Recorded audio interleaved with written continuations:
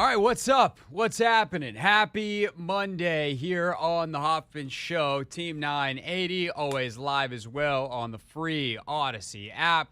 And we are streaming live on YouTube too at the Team 980. A lot of NBA today. We'll also talk a ton about the Steelers trade, including my guy Andrew Filipponi, 93.7 The Fan in Pittsburgh, coming up later on in the show. But it's a big day here at the Hoffman Show. At least I think. I'm pretty sure this is our third anniversary. I'm pretty sure today is the day. Our launch day was June 30th of 2022. And so Anthony and I are ready to celebrate. What? No, Anthony's in Paris. So my boss CK is here to say what? He's on vacation too. Drab didn't stay after the morning. He just did the junkies and went home. But hey, Ben Strober's here today. What's up, Ben? Welcome to the show. You ready to celebrate and have a fiesta anniversary show? I feel like it's only fitting. 3-year anniversary, my first time working with you today, Craig. Yep. Can't wait. Yep. What were you doing 3 years ago? You were what year at Maryland? I had just wrapped up my freshman year at Maryland. Excellent. I was covering summer baseball, the Gaithersburg Giants, part of the Cal Ripken Senior Collegiate Baseball League. Oh, yeah. That's what I was up to. I was driving all over the DMV covering baseball every single night. Nice. All right. Well, we're going to get to know Ben a little later because he's going to be with us all week. Part of Ben's resume repertoire is that he is the host of Locked On Wizards as well as being a great producer for us here at the Team 980 and 106.7 The Fan. So coming up at 5 o'clock today, Ben is going to join me in conversation as a little bit different version of Not My Beat to preview the Wizards free agency. It's a weird NBA free agency. We'll get there. We also have a little Take Command mailbag style for you here today. We have interviews at 5:30 with Tre Johnson and Will Riley from the weekend. I was at their introductory press conference, talked to both Wizards first-round picks. But we start with a really bizarre NFL trade. We don't see player-for-player trades in the NFL very often. When they do, it's kind of like, hey, you need this thing, I need this thing, so let's do a dance. And certainly, typically, when you get a trade, you get the whole thing at once. You don't get it in multiple parts. But this morning, it's like, oh, Jalen Ramsey to the Steelers. Wow, he and Minkah together, like maybe the Steelers are going to be good this year. Oh, what's that? Tweet 2 from Schefter. Oh, Minkah Fitzpatrick is going back to the Dolphins? Okay. Oh, wait, there's a third element to this. Jonnu Smith is going from Miami to Pittsburgh for a pick swap? Well, all right. And next thing you know, you have 3 players involved in a single trade. There's also 2 draft picks that go back and forth. And ultimately, the Steelers become kind of more interesting while the Dolphins, I guess I was already not really counting Jalen Ramsey on their team because they were very public about the fact that they were going to trade him. He was excused from mandatory minicamp, the whole deal. It just didn't work out for whatever reason, and so he is off to Pittsburgh. And if he's there with Minkah and they can figure out this TJ Watt thing, then it's like, wow, are the Steelers going to be good? And when you look at their offense, their running back room is not great unless Caleb Johnson is, this year's Bucky Irving, 3rd-round pick who just balls out and plays really well.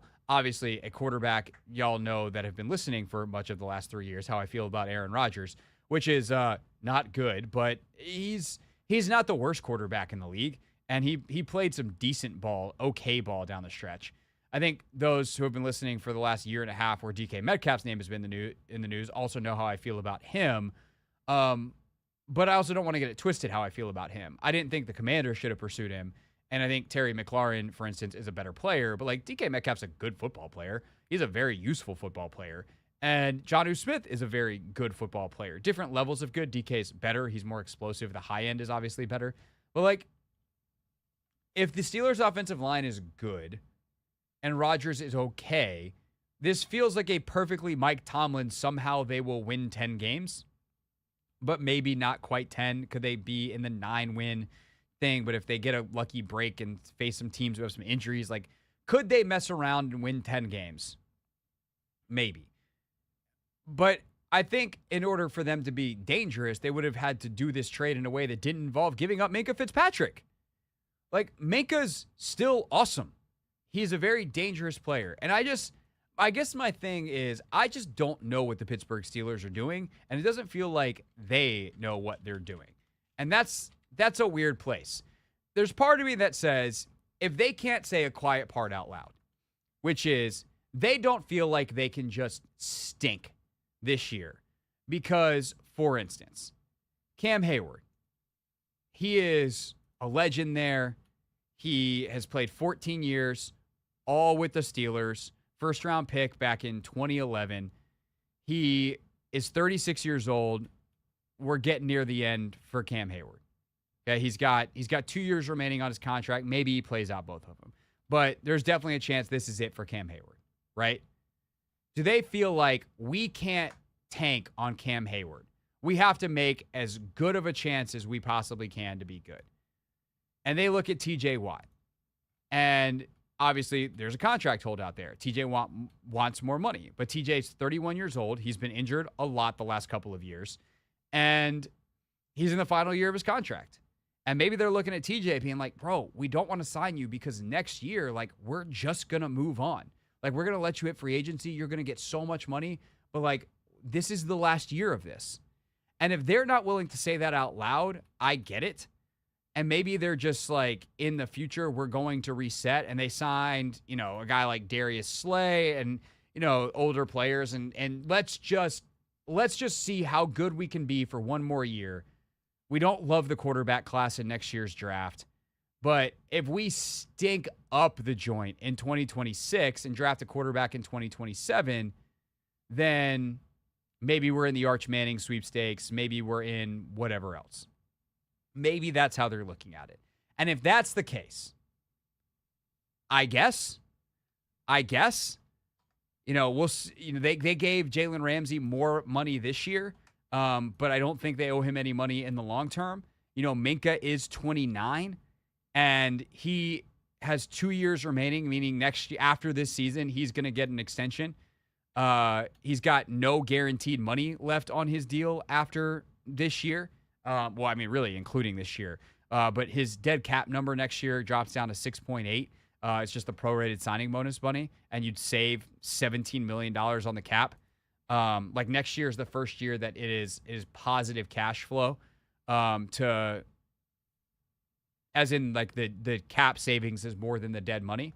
And so maybe they look at it as like, if we can get off Minkah, we get Jalen in here, it's more or less a neutral, maybe a little bit better this year because the premiumness of corner versus the premiumness of safety. And they next year's the clean slate year. If that's what they're doing, then I'm good with it. It's a little weird they haven't said that anywhere. You can't tell a Schefter, a Rappaport, a someone, like on the low, here's what we're doing. Fine. But the Steelers are kind of a weird old school organization. Maybe they don't do that. If that's not what they're doing, then I don't know what they're doing. And there's no part of me that has any faith that they know what they're doing. And as for the Dolphins side of it, you get a little bit younger player in Minkah. Maybe you're willing to sign him for a 2-3 year deal and extend him. You get rid of your Jalen Ramsey problem. Jonnu Smith was a good player, but he's a tight end. Maybe you have some younger pieces in the pipeline. And I also think this is kind of the last year for them. Anyway, like if it doesn't work this year, you need to blow it up. That's kind of where it is. And unfortunately for them, like they're a Ferrari. When all the pieces are working, it goes real fast. They can score 30 a game on anybody, and that takes pressure off their defense and all the stuff. But all the parts are custom fitted, and if one breaks, it can take a while to get back. And if that thing is Tua, they have never had a backup quarterback who can do anything substantial for them, and that is a real problem. And whether it's Tyreek, Jalen Waddle, or Tua, if any of that triumvirate goes out, the whole thing falls apart, and nothing they could really do, I think, in this free agency and this trade season was going to fix that reality. So they're just going to try to be the best they can. If you're Mike McDaniel, you're hoping to earn the trust of ownership to be like, hey, we can change out the players. I'm the right guy for the rebuild, but we'll see what the Dolphins do this season. We'll get more on the Pittsburgh angle with Andrew Filipponi, 93.7 The Fan in Pittsburgh, coming up at 6 o'clock. Coming up at 4:30, more football. Logan and I answer a question about the Commanders' future when it comes to the top developmental prospects and their pipeline. And don't forget, plenty of NBA free agency talk as free agency is just a few hours away here on the Team 980.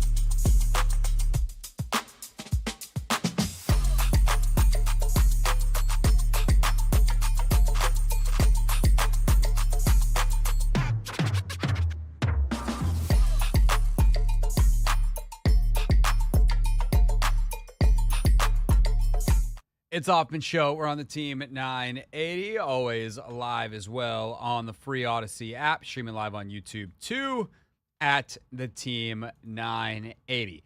We'll get to some NBA free agency coming up at 5 o'clock, where we'll talk Wizards specifically at 5, and we'll get to some of the other top stories that we're following around the league at 5:15. In order to help me do that, in for Anthony this entire week is Ben Strober, as one of our producers. Does a lot of work over across the hall at 106.7 The Fan, producing overtime on the weekends, etc., but also helping us out here at the Team 980. And since, Ben, you're going to be here the entire week, I feel like the audience should get to know you a little bit. So, first of all, welcome to the show. Again, I said that in the first segment, but welcome to the show. Where'd you grow up? Are you a DMV kid, or you just wind up here with college? We said earlier you went to Maryland. So are you just wind up here because you're a Terp, or did you grow up in the DMV? DMV, born and raised. I grew up in Gaithersburg. I've lived in the same area, essentially. I moved houses, I guess, in 6th grade, but I've lived within a mile of where I grew up my entire life in Gaithersburg. Okay, and you're still in Gaithersburg now? Yep, that's correct. Okay, because I now realize that you asked me before the show, are you a Maryland or a Virginia guy? And I said, without hesitation, I'm a Virginia guy, because when I moved here, when I moved to the D.C. area, I was told by someone who was in the media who I knew up here, like, hey, you're going to have to be in Ashburn a lot, but you want to be close enough to the city. Like, look at the Reston area. Mm-hmm. And so I settled in Reston, in part because I had to go to Ashburn. But I've always been more fond of the Virginia side, although there's some very nice areas of Maryland. I have nothing against the state of Maryland. Maryland has been very good to me. So I not trying to start a war here. I've just always been more of a Virginia guy. I feel like there's a little more space, and I appreciate that. But you get up towards Gaithersburg, there's a little bit more space. Across the hall, they start wars with me. They hate Maryland over there. It's crazy. Which guys? Grant, Danny? Grant specifically? Well, Toby hates Maryland more than anyone. Well, actually, he loves to always have the bit with me that he doesn't hate Maryland. It's his 48th favorite state. Oh, that's what's 49 and 50 for him? He said, I'm trying to remember. I think Minnesota he has as a state worse than Maryland, and maybe I think Michigan he said is that worse. Makes sense. He's a Wisconsin guy. Yeah, so he really doesn't like Michigan. Yeah, my only real thing with Maryland is like the Maryland driver thing is real. Like, y'all are nuts. How is it Maryland versus everyone else in the DMV? Is it not the same thing? What do you mean versus everyone? Yeah, if you guys would stop driving like maniacs, then we wouldn't have a problem. So people in Virginia drive perfectly fine, but Maryland people are the problem. For the most part, like if I get cut off, I'm now a DC person. Have been. I've lived in the district since 2020. Oh, there you go. Full time, right? If I get cut off, there is an 85% chance it is a Maryland plate. There's about a 7-8% chance it's a Virginia plate, and a 7-8% chance it's a fellow. Actually, no, it's like a 10% chance Virginia, 5% chance DC. I'll give you that, I guess. Yeah, so like it's not. I don't want that to be true. I would like to not get cut off and feel like my life is at risk. It's not me. But if I almost get hit in a crosswalk, if I have someone swerve in front of me, often it is with a Maryland plate. I think part of it might just be like y'all got so many speed cameras up there that you get out of the speed cameras and people are like, freedom! And it's like, no, we have responsibility. The reason y'all need the speed cameras is because you won't slow the hell down into like a safe speed and not drive like a crazy person. You know what? You're right about that with the speed cameras because it's almost humbling if you move to the Maryland area how many speed camera tickets you'll get early on in your tenure of living in the state of Maryland. Thankfully for me, I grew up in Maryland my whole life. I know where all of them are. Literally, I know where every speed So you drive like a is. maniac between the cameras? No. I'm a good driver. I'm a very safe, defensive driver. I don't put anyone's life in danger, so I'm not out there cutting you off, Craig. Okay, and if you're mad at that and you're a Marylander, just saying, if you're mad at it because it's true and you're that person, that's on you. And if you're like, I'm a safe driver, okay, then I'm not talking about you. I'm not talking about you. It's going to be okay. All right, but anyway, the whole point of this was not to get me in trouble with the widest portion of our listening audience by having some fun at the expense of the state, the great state of Maryland. Is to get to know Ben. So were you an athlete growing up? Were you more of just like a sports fan growing up? I did play. I played basketball and lacrosse in high school. I also played golf, if you really count that as a team sport. Sure. I did it just to go to practice twice a week and play 9 holes of golf. I'll say that. I was not good enough to actually play in the matches or anything like that. I shoot around 42 to 45 on 9 holes, which to some people that's pretty good. Not bad at all. Montgomery County golf standards, terrible. You're not ever going to play in a match, and that was the case with me. But I would say I'm a bit vertically challenged. To play sports, especially basketball, which was my main sport really until I got to 10th grade and I started playing lacrosse more seriously. I'm 5'6" for the audience, so you tell me if my height gives me an advantage on the basketball court or not. But I got a lot of heart, and I think I got a lot of heart in what I do as a profession as well. So that's I took that part of my life, and I took it and decided I want to broadcast sports, and that's what I've been doing really since high school. I got into newspaper. I was the editor-in-chief for our school newspaper. And I didn't do any broadcast stuff because it wasn't available to me until college. and I started working the student radio. My freshman year, started doing play-by-play, started out doing volleyball, field hockey, sports that I had never covered before, didn't know anything about. And I got pretty well-versed in doing sports like that and worked my way up through the totem pole until I became the station director of the student radio, started calling games on Big Ten Plus, and here we are. It's awesome to be here. I grew up listening to this station, of course, the fan as well. So it's been really fun the past 6 months getting to know everyone here and be part of the whole thing. That's awesome, dude. I love that. What was I going to ask you? So why did you pick Maryland? Like, was it just do you grow up a Maryland fan? It was always going to be Maryland for me. My second choice was Missouri. Okay, great journalism school. Yeah. Not quite Syracuse, but we can't all. Didn't apply to Syracuse. Wasn't going to be able to afford going there. And I will say that right now. I know you and Anthony got those Newhouse ties going crazy. I got a lot of buddies at Newhouse that I've met. We do, but man, was it expensive over the past couple years. I mean, it's funny because a lot of the people at Merrill College of Journalism, there's a little bit of a jealousy thing to the Newhouse guys because of like all the fancy equipment and the reputation of the journalism school up there at Syracuse. And we refer to you guys as the Newhouse nerds. Oh, okay. So but we not me. I have a lot of respect for my Syracuse brethren. We refer to ourselves as the Newhouse Mafia because we are kind of. I mean, look at the show today. 6 o'clock. Andrew Filipponi. Why do I know Filipponi? Because of where we went to school. Well, if you look at the guests last week on the show, it's actually kind of dumb. Like we had, it's nice because when news breaks, like last week we had the Kevin Durant trade. And I did a radio show in college with a guy named Paul Gallant who now happens to host in Houston. So, like, we had Gallant on the show. So, like, you just kind of know people, which is great. It's nice. We had Mark Kessler on during the NBA Finals who calls him for ESPN Radio. Like, that's a Syracuse connection. Like, we are everywhere. But, like, there are plenty of great schools. Like, it's fun to rib. But, like, I feel like Maryland's always had a pretty solid school. But I feel like since Van Pelt became, like, the guy, the reputation, it definitely helps. So it's like, oh, that's where Scott went? Oh, if I want to be Scott, I should go to Maryland, and I feel like that's definitely helped. And I know he's very involved in the university. Believe it or not, he was not in the journalism school. Well, I know that's the funny part about it. That is the funniest part. It's crazy. So Newhouse Mafia, you brought it up how it's a mafia, and you guys have such a reputation even up there. My friend who goes to Syracuse, Adam Gotkin, he's STA All-American, whatever. Yeah. He's going to be a star. You'll hear about him one day. I was on the first STAA All-American list because that's how old I am. It was the first one. Oh, wow. Yeah. That's awesome. Congrats to a young you. Yeah, a young me, long time ago. He sent me a picture from Barstool, Syracuse, talking about the worst people on Syracuse's campus, and Newhouse kids are number 2. Like, y'all are that notorious over there that you got rated by Barstool as being, like, the worst people to be around? I wonder who number 1 is. I think it was some frat or something. That would track. Look, there are kids who go through that program that have a very big head about themselves. I think learning humility is an important thing. And when you're a young person, humility isn't always your specialty. I don't know that it was always mine. I think I've really taken a step back over the years and gained a lot of perspective in life. And now I do really sound like an old man.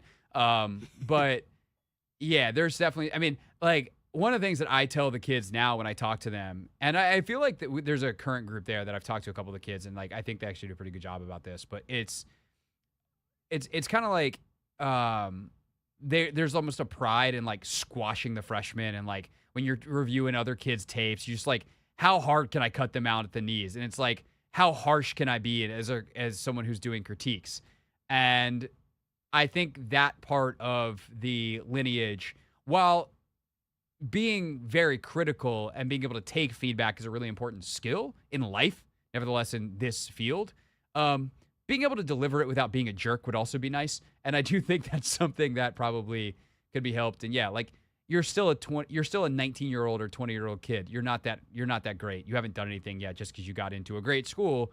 So yeah, I don't know. I also, Barstool, I'm not you're the ultimate rater of all the things. Oh no, so definitely not. There's that too. All right. There's a little bit about Ben. You'll get to hear more about his basketball takes coming up at 5 o'clock. He's also the host of the Locked On Wizards podcast. And so Ben is going to help us preview NBA free agency. We'll start with the Wizards and where they're at 5 o'clock. And then we will get into some of the big stories we're following across the NBA at 5:15. Again, 6 o'clock tonight is when NBA free agency opens. There will be a flurry of moves. We're kind of going to let those happen, the initial flurry, because of where the Wizards are and also scheduling. We're going to have Andrew Filipponi on the Steelers trade at 6 o'clock. And then right at 6:15, when we're done with Pony, we will catch you up on the first flurry, react to all the news, and we'll do that for the rest of the show. So that's how we're lining up. Up next, though, who are the top players that fit the descriptor developmental prospect for the Washington Commanders? That's a mailbag question Logan and I got. It was a fun one to answer. We'll share it with you next here on the Team 980.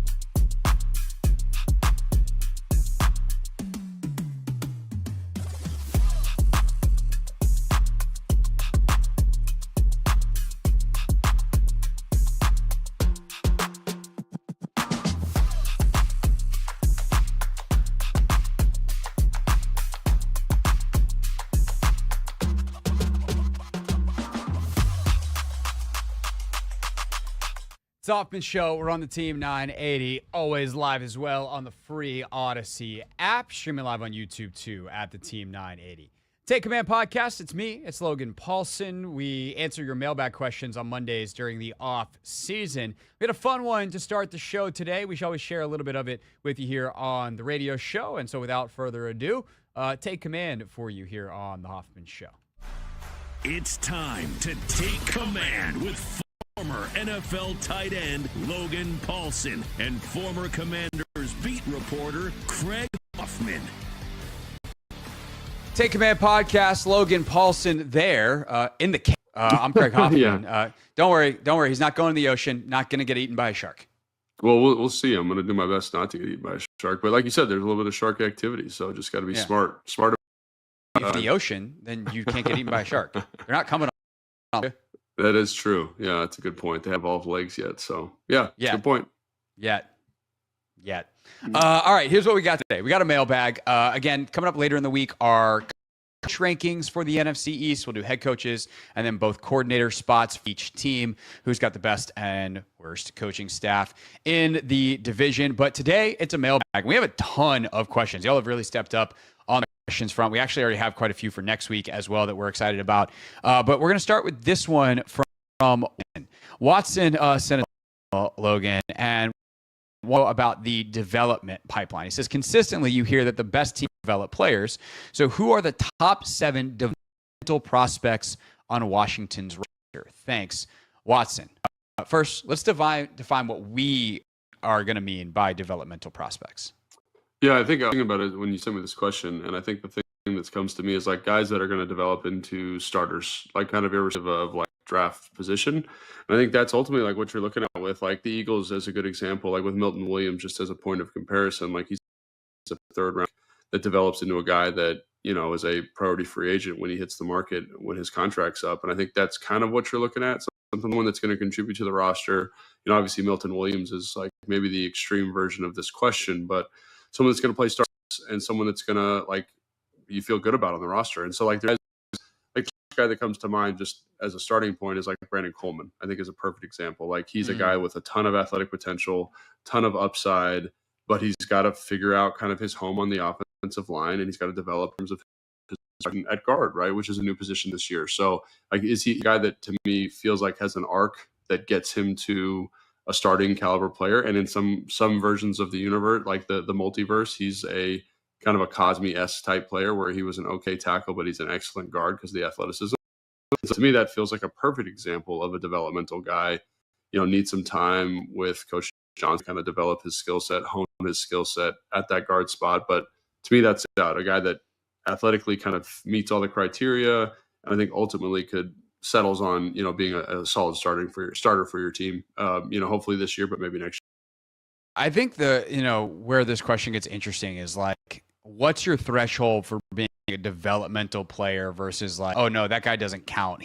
Was drafted too high or is too good. Because like realistically, here's number one. I was going to say he'd be my next person. He's your number one because he's your first round pick this year, and you're hoping he develops into a starter. And even though he's got some flaws in his game, that's why you're drafted 29th, not 9th.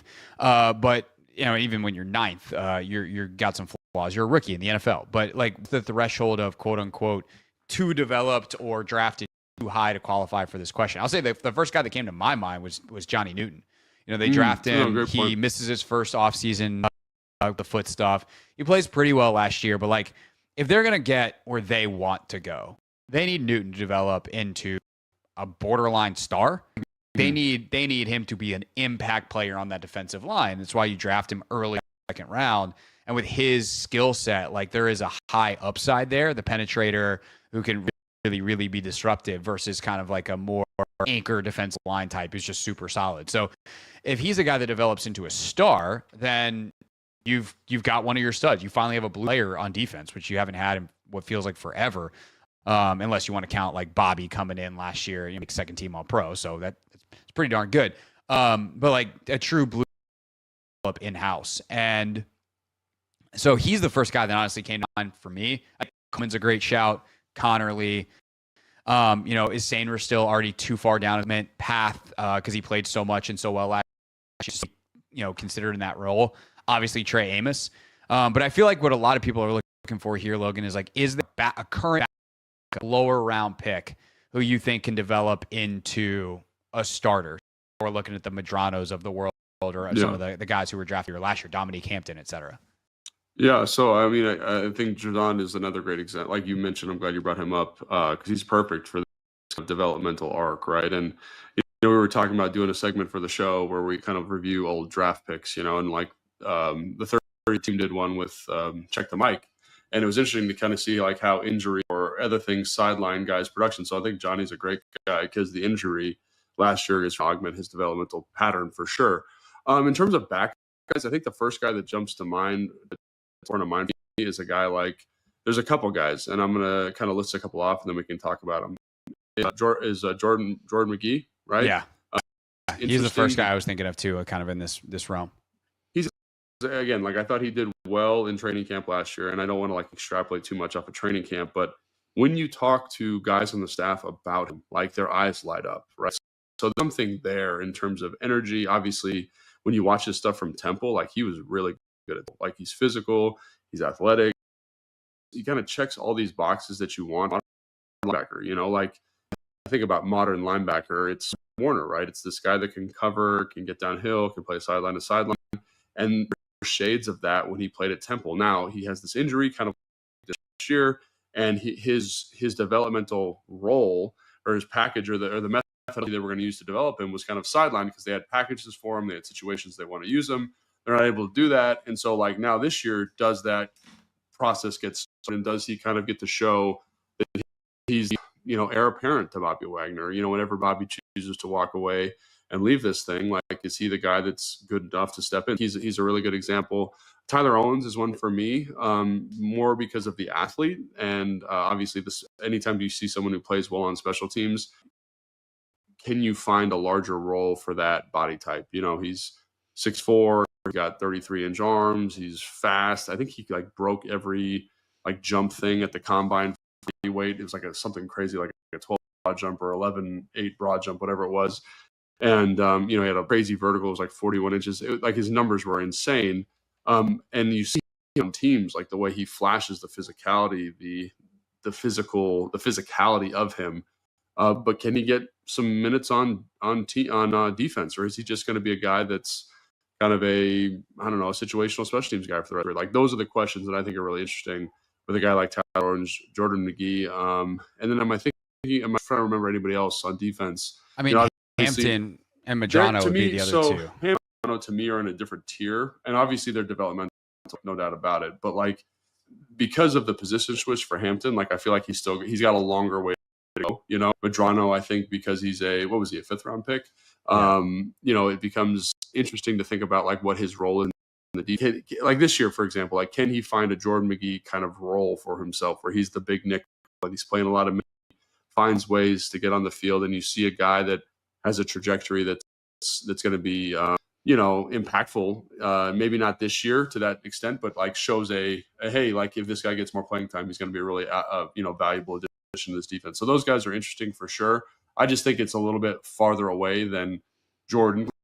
When you talk to the staff, it's right there for him. They want him to take that opportunity. And Tyler Owens too, based on what he showed on teams last year. So if I had to tier those guys, I'd say there's an A tier and a B tier, but I think they kind of fall into this bucket because, with training camp, as you've watched a bunch of training camps, sometimes, Dominique Hampton comes in and plays better than Jordan McGee. And then he's the guy that got the package going into the season. All of a sudden the developers are a little bit different. But as of right now is, pretty early in the summer. I'd say the first guys I mentioned are A tier developmental guy, and then there's a B tier developmental guy. Madrano's 6th round pick, by the way. 6th round, I wasn't sure. 5th or 6th, pick 205. I think I would almost say there's a tier above that I was talking about first with guys like Johnny, right? Yeah. Where it's Johnny and Brandon, right? Yeah. Jerzon, Brandon, Mikey, Jaden, it feels crazy, but he's still young. Every young player is a developing player. And if you want to rank in terms of importance, obviously there is no more important developmental player, if we have to come up with a list of 7, than Jaden Daniels. Jaden Daniels also played at a borderline MVP level. So what does that, does he count? Does he qualify? But the better he gets, the farther this team is going to go. Well, that's really interesting. I would kind of take him out of it. Because that's what I'm saying is because he was because he's not developmental because you're relying on him so much. You know what I mean? He's got to be good or you're terrible. He can still develop while also, but he doesn't have the leeway that the others do. Correct. But that's also part of the reason you took him second is because unlike which nobody told the Bears, but unlike Caleb Williams, who is 21 years old, and you're betting on the upside of what he can be. And that's why he was number 1, because you're if we get this dude right, he could be one of the greatest we've ever. That was the upside of Caleb. Jaden, obviously the upside was tremendously high. He was also ready to go much quicker. Because Jaden was an older player, because he was more experienced, because of kind of who he is and the way he found success, he was a high floor, ready to go right now. We are going to be able to maximize. Caleb Williams also really good when he's 23, 24 years old. It's not going to happen for another 2 seasons. That's crazy. And so, your best years become a little cheaper if you're the team, but you may not have quite as long of a runway. Do you really care if your quarter only good for 10 to 12 years versus 12 to 15? Those are draft season questions we can answer next March. But I think, or hopefully never, and if we're still doing this podcast in 10 years when Jaden is done and we care about quarterback drafting again. But I think Jaden, I think I'm comfortable taking Jaden out. I think for Mikey, he's probably the second closest to being like graduating from this. They are relying upon him, but this is his first year playing the nickel as a pro. Like he trained there last year, then played mostly outside. And I think kind of everyone's table, even the second rounders, even Amos, even Newton. I think like those guys are in a different tier because there is a level of relying upon them, but they are starting and they're huge question marks in terms of just how good they're going to be. And they need to develop from like, they're probably okay now into star level players if you want to have an excellent top 5 type of defense. And then you have kind of the more traditional developmental model of like, we're hoping these late round picks that are starting on special teams can turn into solid starters for us. We don't necessarily need them to become stars. And if one does, that is legitimately found gold in the same way that the 49ers had some found gold for their roster, but especially a guy like Warner, who's a 3rd round pick who turns into the defining linebacker of the decade. Yeah, I think that's a great point because it kind of reminds me of like the Athletic, they do that thing on their podcast where it's like there's a blue chip guy, which is like making, then there's like red chip guys. And when you look at red chip guys, they're guys that like kind of make up the backbone of your roster. And like usually those guys are developmental pieces. So, like let's just take the offensive line as an example because I mentioned Brandon Coleman and you mentioned Josh Connerly. The line you invest a certain amount of draft capital. Like I think Philly is a good model for this, and so is Detroit. Right? You find Lane Johnson in the 1st round. You get Landon Dickerson in the 2nd round. Like you, and the center, their new center who's taking over for Kelsey. Cam Jurgens. Yeah, he's a draft pick, right? Yeah. And then Tyler Steen's a 2nd round pick, right? But Tyler Steen has a developmental arc to him, right? You find Jordan Mailata late as a developmental prospect. So you look at this, you say, well, they traded for Laramie Tunsil, who's the guy. Brandon Coleman's moving to guard. He's a 3rd round pick. Like he has to, for them to have a top 10 offensive line, like he needs to develop, right? You feel good about Biotish and you look at Cosme, what he's at, like these kind of cornerstone pieces in Tunsil, Biotish, and me. And then you need Connerly to take steps, man. Like I don't want to say right now, but in 2 years, he needs to be a serviceable starting right tackle. And I think, one of the things we talked about in his draft profile was like he's good, like technically he's very good, athletically he's very good, but there's still a developmental arc to his career that needs to be actualized in order for him to be a good starting caliber player, be a red chip starting caliber offensive lineman. So I think that's kind of what I look at, and like where I say like for this roster to go from where it's at to again like a top 10 roster, you need to hit on Trey Amos. Like he needs to develop, like he needs to actualize all that athletic potential. You need to hit on Johnny, right? I'm borderline taking Mike Sanderson out of here, like you talked about. But those 3 guys to me are kind of like those big chess pieces that really need to take big steps moving forward. I'm going to throw Brandon Coleman in there also. So 4 chess pieces that need to step forward. And we haven't even talked about Ben Sinnott and Luke McCaffrey in terms of draft pick. But in terms of like impactful, high value positions, corner, offensive line, defensive tackle, especially with the defensive tackle market the way it is at the moment, like I think those are probably the 4 big ones. And then you kind of get into a debate about who's that tier 2 developmental, who's the tier 3 developmental prospect and why. But those, I know he wants 7 and we'll get to 7, but those 4 guys to me are really, really at the forefront. Yeah. I mean, let's go ahead and try to get to 7 because let's take like, I don't know, 2, 3 from each tier. So like most important of the, like, let's pick 2, right? Of the top tier guys, we'll take Mikey out of it. We'll take Jalen out of it, right? So of the next group, Johnny, we'll keep in there. Coleman and Connerly. Is there one? Is there like one more? Amos, and Amos. Those would be the 4. And then of the next group, I think McGee probably should make the list. Yeah. And then, like, this is kind of it, right? Like, this is why also you try to take, and I know they didn't this year because they traded for Tunsil and they traded for Debo and they had fewer draft picks. But, like, if you can have a bunch of picks and you can go 50% on 10 guys versus 50% on 5 guys, then you wind up finding the red chip guys. You find up, even below red chip, just like solid starters. Nevertheless, get more chances to get lucky on the blue chip. But if you can go 50% on that, I would say, man. Well, I think Tyler Owens is interesting here too, because like you talked about this up, like after Will Harris is out or Quan Martin is out, like you're kind of like, who's the next guy? And so can he develop him? And I think Percy Butler is an interesting guy too. Like I like Percy. We've talked about that a lot on the show, but like, can you develop into a guy where you're not worried about mental mistakes. You're getting the right fits. Like you're not a liability. Like, like clutching your pearls when that guy's in the game. And I think they're both physically capable of doing that, but for different reasons. Like they've kind of been these special team mavens, which is awesome. And you need those guys in your team. But if you can get them to take a step, right, just move from kind of that C range to that C plus B minus range, like that's a huge one. Can you be an impactful person for the roster? I think they can. And like when you hear like the staff talk about those guys, there is some excitement, but there is like to get that added safety depth, like to get the depth at linebacker, like those people have to develop. And we talked about Jordan McGee, but Dominique Hampton's also a guy like you'd like to have at least 4 that you could feel like could play, right? So is that Kane or is that Dominique? And we'll see what happens. But I think that's I have kind of identified that safety spot because of the way you've characterized it. And then obviously linebacker, same thing. Like what happens if Bobby's hurt? Like who's going to play? Yeah. Well, that's the thing is that's why I put of Kane and Dominique because like he is the Mike. Like he's the heir apparent to Bobby Wagner. There's one other guy. I think we've kind of pushed tight end down, which is something we're actually going to talk about a little bit later too. Like Sinnott was a second rounder. Like him hitting would be really nice, but at the end of the day, he's also a tight end, and there's a lot of real ends coming out in the draft. If he winds up not, we're not giving up on him, but if he winds up not turning out, they take another guy this year. Like it's term. I don't know how damaging that actually is.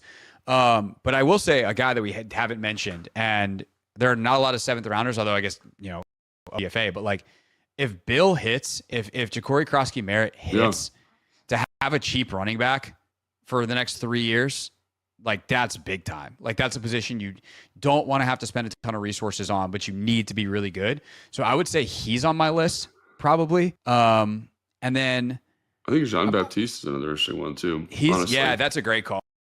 That's a great call. If he can just become a solid, like they're going to have to find their stud edge eventually. Probably you would think, but if like he can just be a really solid guy that plays next to Newton and like helps Newton become a star and is like a supporting role who's like, yeah, he's a legit pass rush threat, but he sets a great edge and he really well in stunts and twists to let Newton, be the guy who, gets a little bit more penetration. I think that's a great list. I think if you go the 4 guys we mentioned, McGee, John Baptiste, and Bill, and that still, all those other guys we mentioned are still really important, but we got to draw a line at 7 somewhere. Yeah, and I think the one that I was just talking about the defensive line, one that I think is kind of maybe borderline that first tier, and we haven't talked about him at all, is Kinlaw. Like if he develops and takes a step from... That's interesting. Yeah, can a guy who just signed your most expensive free agent contract still be considered a developmental prospect? And I think when you watch his film, he is, right? And I think that's the thing of it is like in the same way that you're excited about Connerly, I'm excited about Kinlaw. And what I mean by that is like I think the ceiling for Connerly is like a blue chip player, right? And I think the ceiling for Kinlaw is a blue chip player. Has he played that way? No. And I think when you watch the film, like you see, I've talked about the flat on, right? But he's got to take a step, right? He's got to be more consistent. He's got to kind of go from the flash guy to the guy that is that red chip player. And you him that way, like in terms of like dollars and cents compared to some of these other big defensive tackle contracts. But I think he can do that. And so if he's here with Dan Quinn, Tapp, and Kerrigan, and they can get him to take that step, like think about how devastating this defense would be when you had 3 dudes on the interior who can provide pass rush. And like when you look around the league and you see those teams with real interiors, like that's pretty dynamic. So he's a guy that I think, again, kind of is in that, that list of 4 for me, is if he can take that step alongside Johnny Newton. Like think about where this team could be like in terms of defensive projection. My only question is like, you're 27. Is this just who you are? You're going to be inconsistent. It's a even great if your point. highs are really high. And also when you're getting paid that much, even though it's not top of the market DT money, like you're still getting paid a pretty good amount. Can you still be considered developmental when it's like, no, we're kind of relying on you? Like to me, he's almost more in like the Jaden where it's like, nah, man, like you kind of need to play well. Otherwise we're up a creek. I guess my question to you would be, and I don't think that's a bad point at all, would be like right now I could see him having some type of situational role, like, hey, you're in on first, second down, but you really are a third down pass rush defensive tackle or whatever, right? But what if you become like a dude? Like what if you fit the system this should really be well? his prime. Yeah. So So to me, that's where like that developmental arc for him is really interesting. Because right now there is a huge difference between him and Johnny, but I don't really, in my mind, when I watch the players on tape, see a huge difference, right? Like, does that make sense what I'm saying? Like, yeah, it does. I think it's a great like discussion point. Like whether he ultimately, like, this is like, hey, you listen to the show because we have good, hopefully we try to have good, smart discussions that make you think a little bit about the game and the players and we're talking about, not because of what the graphic looks like at the end. If we were to do like a Craig and Logan's top 7 guys, if we were to put Kinlaw in there, people would be like, the hell is he doing in there? He just signed like a monster contract. But so I think for the graphic, if Evan's going to make a graphic, let's leave him off the graphic and save the Instagram comments. But for those of you that have paid attention to the show, like your point is very well taken because there is a step for him. And if he can take it, oh my, because Javon Kinlaw is one of the freakiest like athletes, which actually transitions nicely into our next question, but like one of the freakiest athletes we've seen in the NFL in a long time. Yeah. So again, like, and I'm not sure. And you said Bill. I think that's another interesting one. Yeah. Like, can you kind of fill?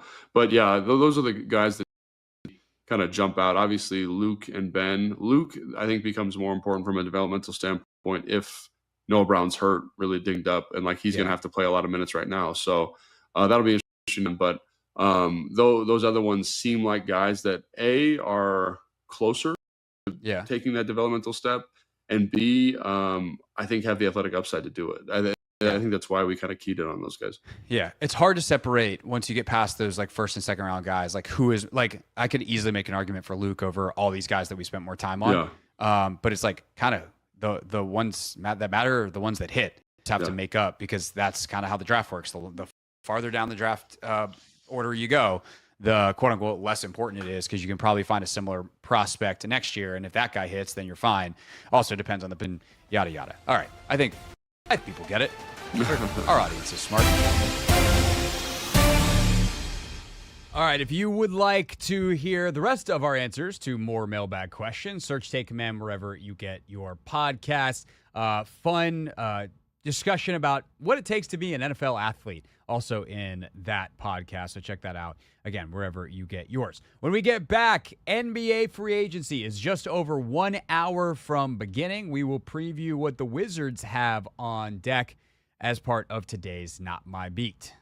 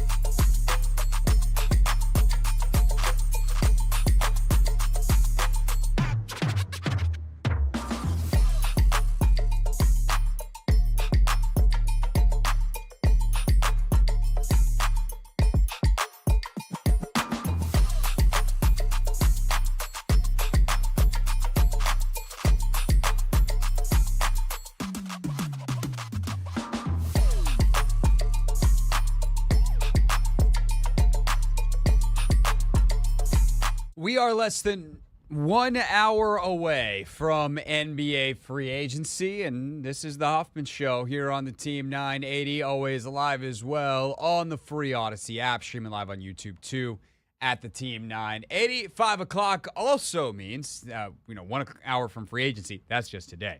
Every day, it's not my beat. Today's top story from the perspective of someone who's there. You are looking live. This just in. Not my beat.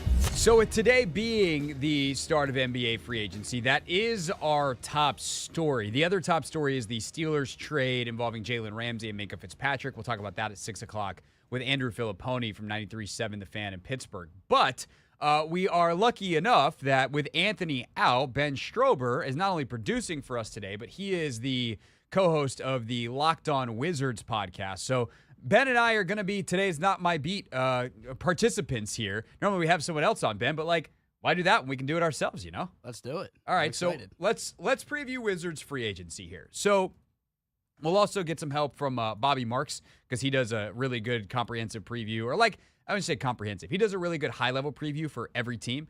And so ESPN.com is where I can get you the facts and figures. And so I'll lay this out. And then, Ben, I'm curious, once I lay this kind of baseline where we are out, where you think the Wizards go in free agency.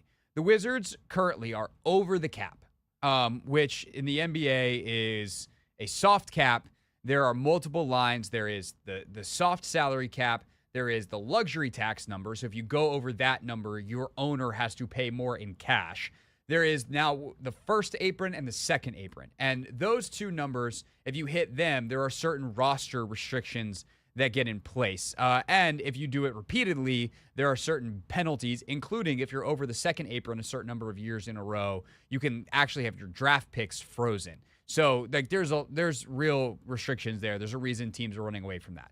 The Wizards currently are $13 million below the tax line. They are $18 million below the first apron line. So they have $18 million there, but the Wizards intend to use more than 100% of the expanded traded player exemption in the C.J. McCollum, Kelly Olynyk, Jordan Poole deal. So they are hard capped at the first apron. Whatever that means, this is why Bobby Marks is Bobby Marks. So that is where they are. They cannot really go out and sign a free agent except for using exceptions. So they will have some kind of mid-level, the taxpayer mid-level exception, but they will not be able to just say, hey, we have cap space. Obviously, next year, as we know, as a result of the Poole trade, they have a ton of cap space. The only team in the NBA, for whatever it's worth this year, that has cap space is the Brooklyn Nets. They are literally the only team that is under the actual salary cap. It is also not a very good free agent class. There are no real stars. The big moves that are going to happen are probably going to be sign and trade type of deals. So teams will re-sign their own player on the condition that they are immediately trading them. That allows for some maneuverability. So with all that background, Ben, when you look at this free agency time for the Wizards, what's kind of your number one thing you're looking for? I think they need to find somebody that can play in the front court a little bit alongside Alex Sarr. I think a veteran presence would be nice because obviously the Wizards did not address the big man position in this NBA draft. And I know a lot of people have made a lot of hubbub over that, saying, if you're the Wizards, why would you not trade up back in the first round to get a big man of the future? Or why would you not take one at 18? You had a guy like Asa Newell who's available, and the Wizards would like to trade back 3 spots, and they get Will Riley, another wing player. To me, this almost seems strategic for the Wizards. That's something I talked about on this morning's episode of Locked On Wizards. It's very obvious that the Wizards obviously are going to be bad this year. That is part of their plan. They need to have that top 8 protected pick. So one more year of losing is in the cards for the Wizards. By not addressing the big man position, as it stands right now, if the Wizards do not add a veteran presence in the front court alongside Alex Sarr, you might be looking at a guy like Tristan Vucevic if they're able to re-sign him. He's a restricted free agent right now, so teams can offer him money. The Wizards can match that or pay more to bring him back. I think you see an expanded role for a guy like him. But possible targets, you could get a guy like Luke Cornett, Clint Capella, Kevon Looney. I think those are guys that would be A-plus veterans to bring in alongside Alex Sarr. The Wizards are going to struggle on the glass a lot next year, and that's going to lead to losing a lot of games because Alex Sarr, as we know, he became a lot more talented around the perimeter as the year went on, but as a 7-footer, he is not a very good rebounder, and that's why a lot of people were so polarized about the a proponent of getting a guy like Kaman Malawach in this draft. Say, why are you going to have 2 7-footers that don't rebound very well? And there's some truth to that. That makes a little bit of sense to me. I think you could get a guy that will help you out on the glass, but also be someone to teach maybe more of the tricks of the trade here for Alex Sarr. They're not going to look to add anyone that's going to create impact and generate wins for him. Right. Like, there is a threat. Like, when you're tanking, if we're going to use that term, right? When you're focused on player development and not worried about the results of the winning in the meantime, there is still a level you want to play at that allows the players to actually develop. Like, if you're just out there getting your butt kicked every night and you have no institutional knowledge, no know-how on the court, you are not actually going to do anything but develop bad habits. Players are going to get desperate. They're going to try to do stuff outside the system. They're going to not play the game the right way. And in the long term, they're just going to develop bad habits and they're not actually going to do the things that you want to do. So getting, if you have nobody that can rebound, then you got a problem because you're not going to have the possessions you want. Guys are going to get demoralized. The games are not going to flow in the way that you can at least be in some competitive situations, even if ultimately deep down you're like, we need to lose because that top 8 pick and in an absolutely loaded 2026 draft is too valuable to lose. Like, that would be bad. Now, if the Wizards, if all of a sudden Bilal turns into a superstar this year and it's like, oh, crap, we won 35 games because Bilal Coulibaly made third-team All-NBA, well, then you deal with that because, now you've got a third-team All-NBA player. I'm not predicting that is going to happen at all. I think Bilal is a fine player and could become a good borderline all-star player. But it is, to think he's going to become a superstar, I think is rich, certainly now. So I think those names are great. Like a guy like Kevon Looney who can come in, play, maybe he starts, but he's ultimately playing like 20 minutes a night, but can help you rebound, can help organize things defensively, is a veteran, can teach Alex Sarr a lot, tricks of the trade, in many ways that Jonas Valanciunas did last year. And then at the trade deadline, you go, hey, man, we're going to go send you to contender. That contender is going to send us a first-round pick because they're a contender and they don't really care about their picks. Or they send you whatever. Especially if you can help them get off a bad contract. Now you're talking about like, can I really get a good first round pick in return? You send me a bad contract that's got some bad future money on it, but now that we've created all that cap space, we don't really care as long as the guy's not a bad guy.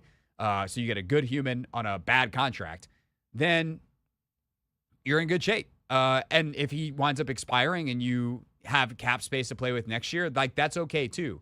But I think those are the right kinds of people to be looking for is the bigs. And like you said, those guys, Looney, et cetera, on the market. But I also think like Vucevic is a guy who's really intriguing. He's a second-round pick, but like that kid can play. Yeah. And so what does he develop into this year? And I think a guy like Looney, for instance, who's going to play 20 minutes means you still have 20 minutes that Vucevic can play a night, and that allows for him to develop as well. Absolutely. And rarely for a Wizards team, you don't get production out of a second-round pick. I had to go all the way back. I figured it out. The last second-round pick I think we've seen get this kind of production and effectiveness out of Washington was Tomas Satoransky. I think he was taken in the second round in 2012, I believe. So Vucevic is a guy that's definitely intriguing to me. I need to see a lot more of him because I think in times where he has gotten his moments on the floor here in D.C., he has shined in a way. And I know it's tough to evaluate on a team that's just losing so many games. But you bring up a great point where you want to be competitive. You want to be fierce in the way you're playing, but ultimately the results still ending up in losses. You don't want to be getting blown out by 30 every single game. And I think that's something we saw a little bit of last year. Kind of towards the midway point of the year, the Wizards were just losing. I can't remember how long that losing streak they had two 16-game losing streaks. Yeah, so unbelievably bad basketball, not competitive. But then down the stretch, the basketball got competitive, and everyone, of course, is complaining, saying that they're going to ruin their tank. Bob Carrington, it's a game winner in the final game. Right. But I enjoy seeing the players develop. So it's a little bit polarizing to me because if all of your guys in year number 2 here in Bub, Keyshawn, and Sarr make such a big leap in this second year where they're actually winning a lot more games than you anticipated, it's going to be a little bit tough to know how to feel as a fan because I don't think the Wizards can afford to give up that first-round draft pick next year. But at the same time, if you're developing guys who are going to become your blue-chip players here in D.C., all-star talent, then that's one thing to think about. And Bub Carrington, I mean, it's practically sink or swim for him right now. With the departure of Jordan Poole, he's really got the keys to be the point guard of this Wizards team in the future. Can he get to the rim better? Can he get to the free throw line better this year?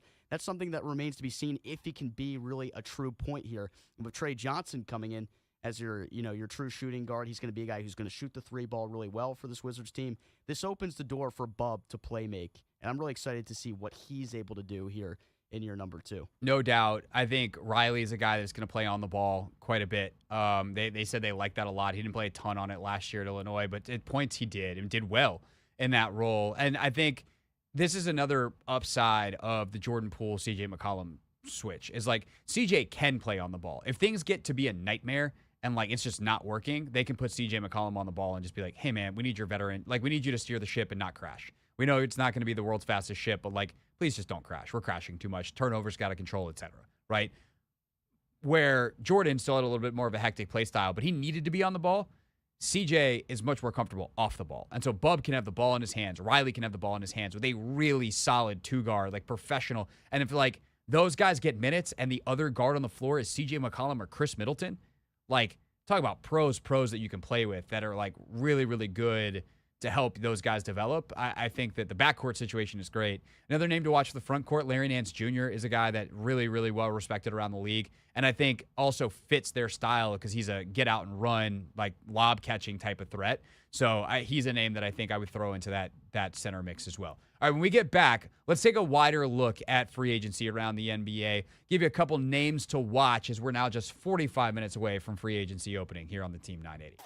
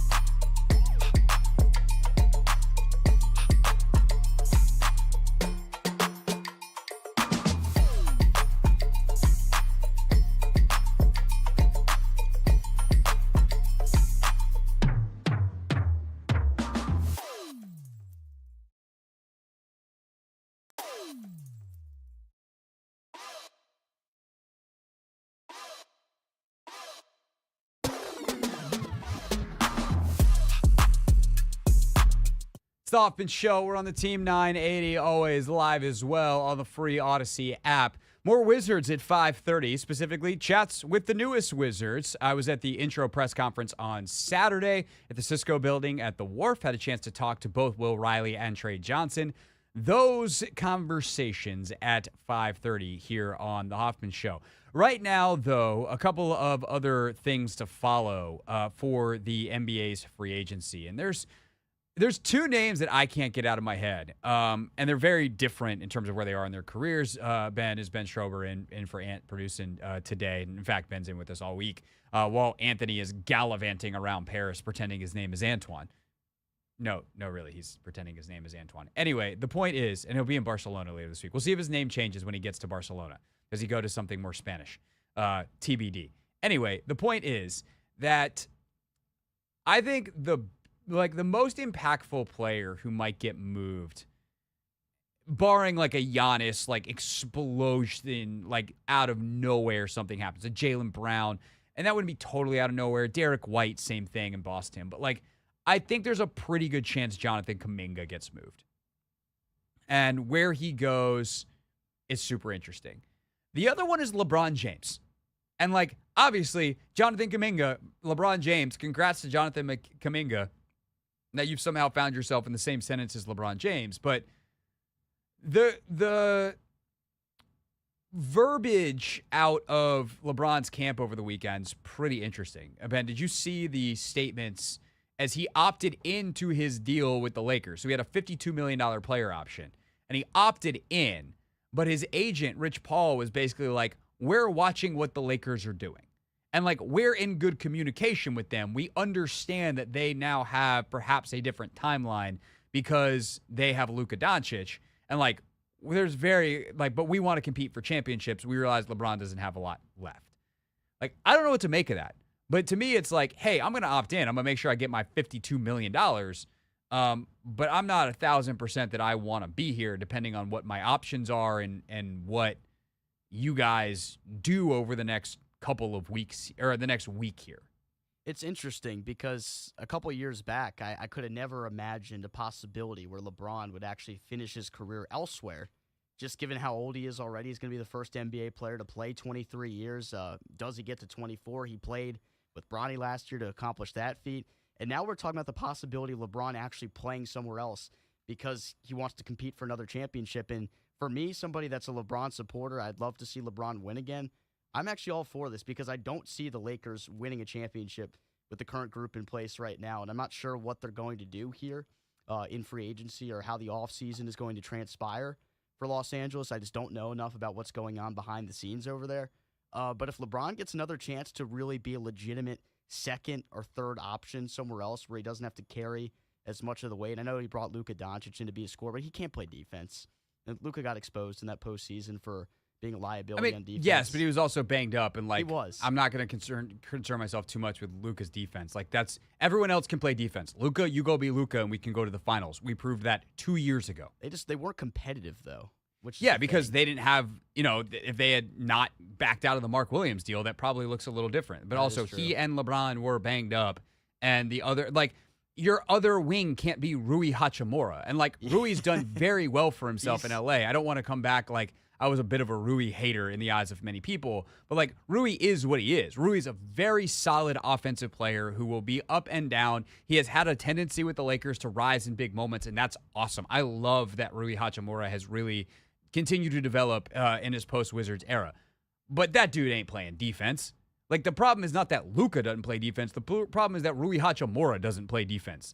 Luka is good enough offensively that he can do not whatever he wants, but the Luka defense thing is a non-starter for a conversation for me. But I also get it that if Luka's going to be that guy, pairing him with LeBron is a lot of minutes from wing players that are not going to be high-level defensive minutes because LeBron just can't do that every night anymore because he's 40. Yeah, that's exactly right. I think there's been too much of an onus put on LeBron for his teams not succeeding in the playoffs when he is literally 40 years old, played in the NBA for 20 years. He still has expectations like he is 31 years old as opposed to 40, which has always been crazy to me. But if he does go elsewhere in the trade market, I know obviously he opts into his contract, so if he is moved, at some point, I'd be very intrigued to see who'd be interested in bringing LeBron and what it would cost to bring in LeBron at this point. That's the thing that I can't figure out is who's the LeBron team? And I think part of this is who would LeBron actually want to play? Like, is LeBron just like, I want to go somewhere where I can win? Like, and if that's the case, would LeBron go to the Pistons? Right? Detroit is ripe first of all, it's got to be in the East, right? Unless we're doing LeBron and KD together in Houston. Like, it's got to be in the East. Or I guess if he went to like a Denver, but Denver needs more defense. Like, that's what they need. They don't need another offensive hub. They don't need LeBron. Which is great. What a sentence. We've gotten to a point where it's like, hey, they don't need LeBron. There was a point where everybody needed LeBron. But like with what they have, they don't need LeBron. Does he not want to leave LA and can somehow he and the Clippers figure something out? Would he even want to do that and play for Ballmer? Would he reconsider the Steph thing and Golden State? They poked around last year, but I think with their cap situation, it's probably not possible. So if you're looking for a cheap opportunity to make the finals, quote unquote cheap, you're looking at the East. Okay, so Boston has no way to do this. And I don't think LeBron, if you can't go from Lakers to Celtics, and he's got a long history with Celtics, I think that's out. The team that is most obvious from like hey, this doesn't adjust your legacy is you go home to Cleveland and you give it one more shot with the Cavs. And you get to retire in Cleveland. And what a story that would be if he can be the final piece on what was a 64-win Cavs team last year. I don't know what the Cavs can trade and how they make the cap stuff work, but if he can maneuver his way to Cleveland, that to me seems like the biggest no-brainer. The other teams, Detroit, would a Milwaukee thing be like with him and Giannis? Like, can you work out a LeBron for Brook Lopez swap? And is that even worth it for Milwaukee for a year? Miami, like that ended poorly. I don't think that's happening. The Hawks, like I love what the Hawks have done this offseason. Could they somehow, without giving up any of their young defensive pieces, get LeBron? Like, would Chicago do something? Who knows what Chicago's doing at any point? Like with Masai in Toronto, I feel more like that would be possible. It's just, I just don't know where it is. I mean, would he try Philly and see if like, hey, can me and Joel Embiid both stay healthy at our current stages? It feels like something could happen, but I don't know who's willing to do it. And what I think to your point too, like what's the cost? Does LeBron cost you a first-round pick at this point? Does LeBron James also somehow not cost you a first-round pick? Do the Lakers, because his contract is so big, have to give up something? Two teams overvalue LeBron James because of who he is and not really what he is at this point in his career. But he still averaged like 25, 8, and 8 last year. He's still great. He's still an all-NBA player. He still is. I just wonder like what he'll command. I have no concept of what it'll cost to trade for LeBron and who would be interested in him. I mean, certainly teams will be interested in having LeBron James on their team, but I just don't know off the top of my head right now who would make the most sense for. I think you're right about the East, though, because that's going to be the easiest place for him to have another chance of winning. Yeah, considering the injuries in the Eastern Conference, it just seems like a no-brainer. If I can real quick, let me see if I can try to maneuver a trade real quick. Cleveland to me is like, from a narrative standpoint, but also a practical basketball standpoint, that seems like the only place. But right now, oh God, the Cavs are a second apron team, meaning they can't aggregate salaries and trades, meaning they literally cannot trade for LeBron James. Because they would have to, God, DeAndre Hunter and Jared Allen, that gets you close to trade to Cavaliers. That gets you're still $10 million short. Like, that's the crazy thing, is unless you figure out a way to get out of, can Max Strus go in this deal too? Sure. Unless you can find a way to get out of the second apron, you can't aggregate salary. And so it has to be dollar for dollar. So basically you have to trade player for player that, with the salaries being exactly equal. And there's just, not a situation, I think, where that can work for Cleveland. So I don't know where it is, but it's something I'm watching. And then Kuminga obviously is a good young player, is interesting too. And I always wonder too, like, can the Wizards try to get involved as a dumping ground for something? But that gets real complicated too. All right, when we get back, speaking of Wizards, Tre Johnson, Will Riley, they're 2 first-round picks. I talked to both this weekend. You'll hear those conversations next.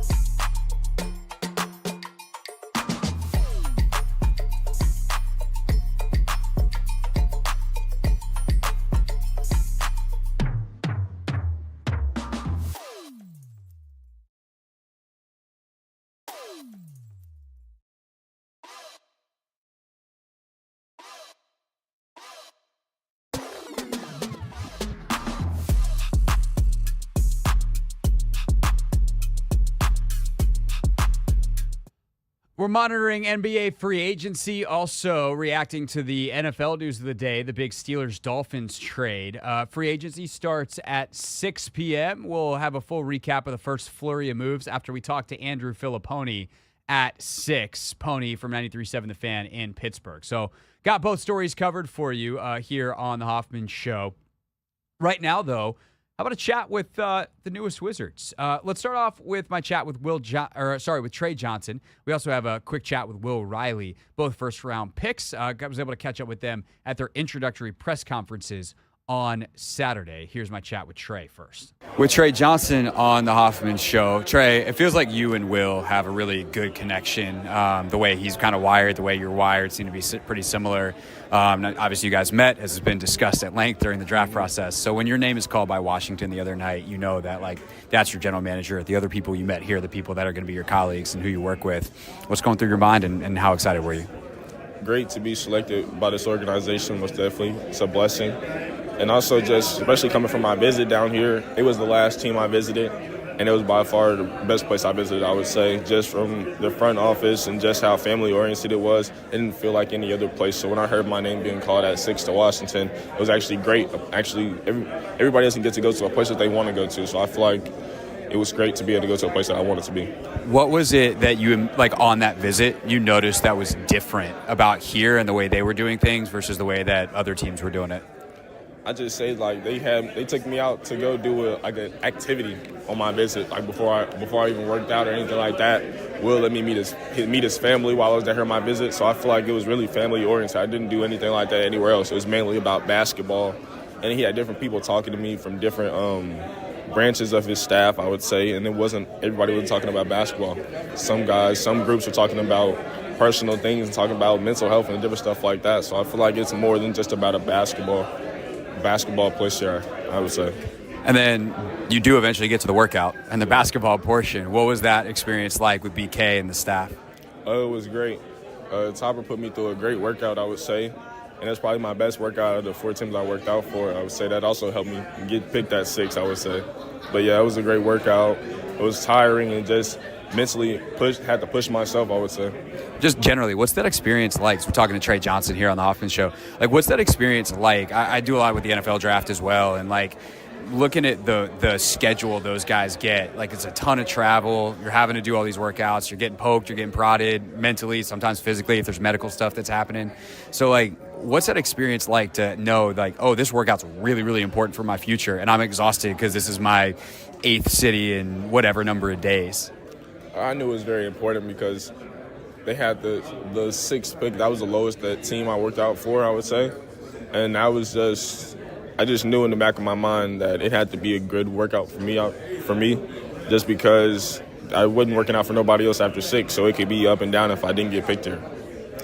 With Tre Johnson again here on the Hoffman Show. Last year, leading scorer in the SEC. It was considered the best conference in the country. There's so many great players, including a bunch of guys that got drafted with you on Wednesday night. To have that level of production in that conference, like, when did you have the confidence to know, like, oh, I can really produce here. I can really do this at this level right now? In college or? Yeah, in college. We're like winning the season last year. We were like, oh, this is no fluke. Like, I can really score like this in the SEC. Kind of just throughout practice, pushing myself throughout practice, really just preparing myself mentally for what the worst could be. I say from my defensive standpoint where I could be saying, and then just my consistency in my workouts, I would say, that really helped me. And then just getting out there on the court, it kind of just felt normal. And then some of our colleagues have been able to talk to your high school coach as well, and he talked about the thing that Will said at the podium, where it's like, oh, you're doing workouts early before a team workout, which then there's another team workout. What drove you early on to be like that, to have that work ethic? And, like, this may sound like a silly question, but, like, hard work is one thing. Knowing what to work on is a different. How did you know what you needed to do? Knowing what I needed to do is just, I've been doing it all my life, especially with my father. And so that me knowing what I needed to do wasn't too hard, I would say. Also because he's been there and helped me out. And then just me knowing the shots that I needed to work on, it was the same shots that I was getting in practice, same shots I was going to get in the game. But me wanting to work and me wanting to work out before practice, stuff like that, I was doing that since I was a kid, at a young age. Like, how young are we talking?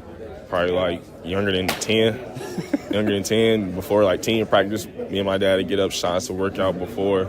Sometimes we work out after as well. So I just kind of had that in the back of my mind, and I know that it works, most definitely. So that's what I continue to stay with, I would say. When's the last time you and your pops played one-on-one? When I was in, like, 5th grade. And that, like, what happened? Was that you beat him once and that's it? That was it? No, he beat me once and that was it. You wouldn't compete against him anymore. That was it? Nah, he don't want to play no more. I mean, you're in the NBA now, so that's fair to him. I guess so. I guess that's fair. All right. What are you looking forward to about the city, about D.C., beyond the basketball court? Just seeing the area, meeting different people, and just going to different museums, I would say. That's one thing I was told that's great about D.C. is the different museums and different history about it. So it's most definitely exploring that. Tre Johnson, congratulations again. Appreciate the time. Thank you. Yes, sir. Appreciate you. I got to say, it was the look on his face when I was like, yeah, man, like, you're an NBA player now. I guess I wouldn't blame your dad if he doesn't want to play one-on-one. That was a funny look where he's like, oh, yeah, I really am in the NBA. So is Will Riley, who the Wizards took in the 20s after trading back from 18. Chatted with Will real quick as well, and here's that chat. With Will Riley here on the Hoffman Show. Will, first of all, congratulations. Welcome to D.C. Second of all, I'd like to start with your parents, both athletes. What do you think you got athletically from mom, the hockey player, right, and then dad, the track athlete? I think I got the competitive spirit out of both of them. I'm super competitive and hardworking, so I think it translates. What about specifically from hockey? Like, from your mom? Like, do you have, like, the hockey player mentality, that whole deal? Like, do you feel like you got that from her? Yeah, definitely. She's one of the most competitive people I know, so I definitely got that out of her. Is that something you realized as a kid? Like, were board games borderline violent? Like, tell me about the competitiveness in your house growing up. Yeah, I mean, most of my family's competitive, but her in specific, we used to go at it growing up at, like, family events, playing ping pong, board games. So her in specific, yeah, we would get really competitive. And then you're also the youngest of 4, right? 3 older sisters. What was it like being the baby of the family with 3 older sisters? I mean, I got spoiled, so it was good having 3 older sisters and just learning so much from them about how to treat people and everything. They taught me a lot. It was really important. So you have the background we just mentioned with your parents. You played multiple sports growing up. When did you lock in on basketball, and why did you lock in on basketball? I'd say I really locked in on basketball in the 9th grade. That's when I really started to take it serious. It was the only sport I was playing, and yeah, I moved to a school called Southwest, not too far from where I'm from, and that's when I really took it serious. What was it about basketball that was the one for you? Because out of all the sports, I just found myself playing it the most, found myself wanting to play it the most, and I felt like it was the most important thing to me at the time. Chris Miller talked in your intro presser about the growth spurt that you had. So, what was your game like before the growth spurt? You're a 5'9" guy, probably a guard. Now, obviously, you're still a guard, but a lot taller. Yeah, I felt like it was important for me, especially living in Canada. If you're a taller guy, if you're anywhere above 6 foot, 6'1", you're going to play center. So it was the benefit of the doubt for me, because if I would have been that tall, who knows what I would have been like now, you know what I mean? For sure. And then how have you since you've grown into the size you are now, how have you learned how to use your length to your advantage, but also make sure that the handle stays tight, all the things that sometimes get big guards in trouble? I feel like it allows me to be able to get my shot off better, get to my spots easier, and just rise up above players. So I use that to my advantage, and I just keep my guard stills because I've been doing it my whole life. Are there any specific? You got Marcus Smart. I know it's not official yet. I don't know how much you can talk about C.J. McCollum, but I'll throw his name in there. C.J., Marcus, Chris Middleton, some of these vets that are going to be around. Is there anybody in particular that you're looking forward to picking that guy's brain? I mean, all of them. They all have different things that they dealt with. So I'm super excited to talk to all of them and gain different things from each and every one of them. And then last but not least, what have you been able to see so far of D.C., and what are some of the things that you really want to see here in D.C.? Haven't really toured it too much. Yeah. I mean, you've only been here for 24 hours, so that's fair enough. Yeah. I'm just super excited to see all the history behind the city. I heard there's a lot, so just going to check it out. All right, man. Appreciate it. Welcome to D.C., and we'll be seeing you around. Thank you. All right, that's Will Riley. Before that, Tre Johnson. If you're tuning in very late and you missed any of it, just search The Hoffman Show wherever you get your podcasts, and you can check those out on demand on your schedule. Still coming at 6 o'clock, we have the latest on the other non-NBA free agency top story of the day, the Pittsburgh Steelers trade. Tell you about that if you haven't heard about it in a moment and what's trending. And then we will get you caught up as NBA free agency starts in 18 minutes here on the Team 980.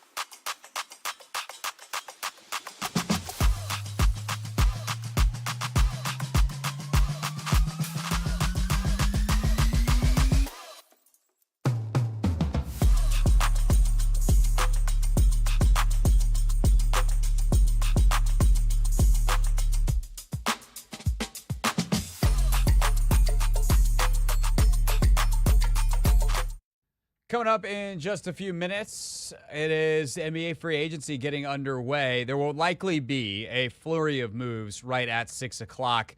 Shams Charanya's got the tweets already in the draft because we all know that nobody actually waits for 6 o'clock. There's been plenty of quote-unquote illegal tampering happening the last couple of days, but everybody does it. It's fine as long as nothing is too out of pocket. And I think considering the caliber of free agents, all due respect to everyone in the league who's a free agent, I think a lot of stuff might happen fairly quickly. So assuming that does, we'll let that first flurry in the first 15 minutes happen, and then we will start reacting to it at 6:15 because about 4 minutes ago, my guy Andrew Filipponi had his show end because he does afternoons in Pittsburgh, so we needed to wait for him to get off the air. And so we will talk about the Minkah Fitzpatric, Jalen Ramsey swap with Pony and kind of what the heck are the Steelers doing coming up at 6 p.m. Right now, though, the other big story that's floating out in the world of sports today is the WNBA announced that they will have not one, not two, but 3 more expansion teams coming, including in 2030 Philadelphia.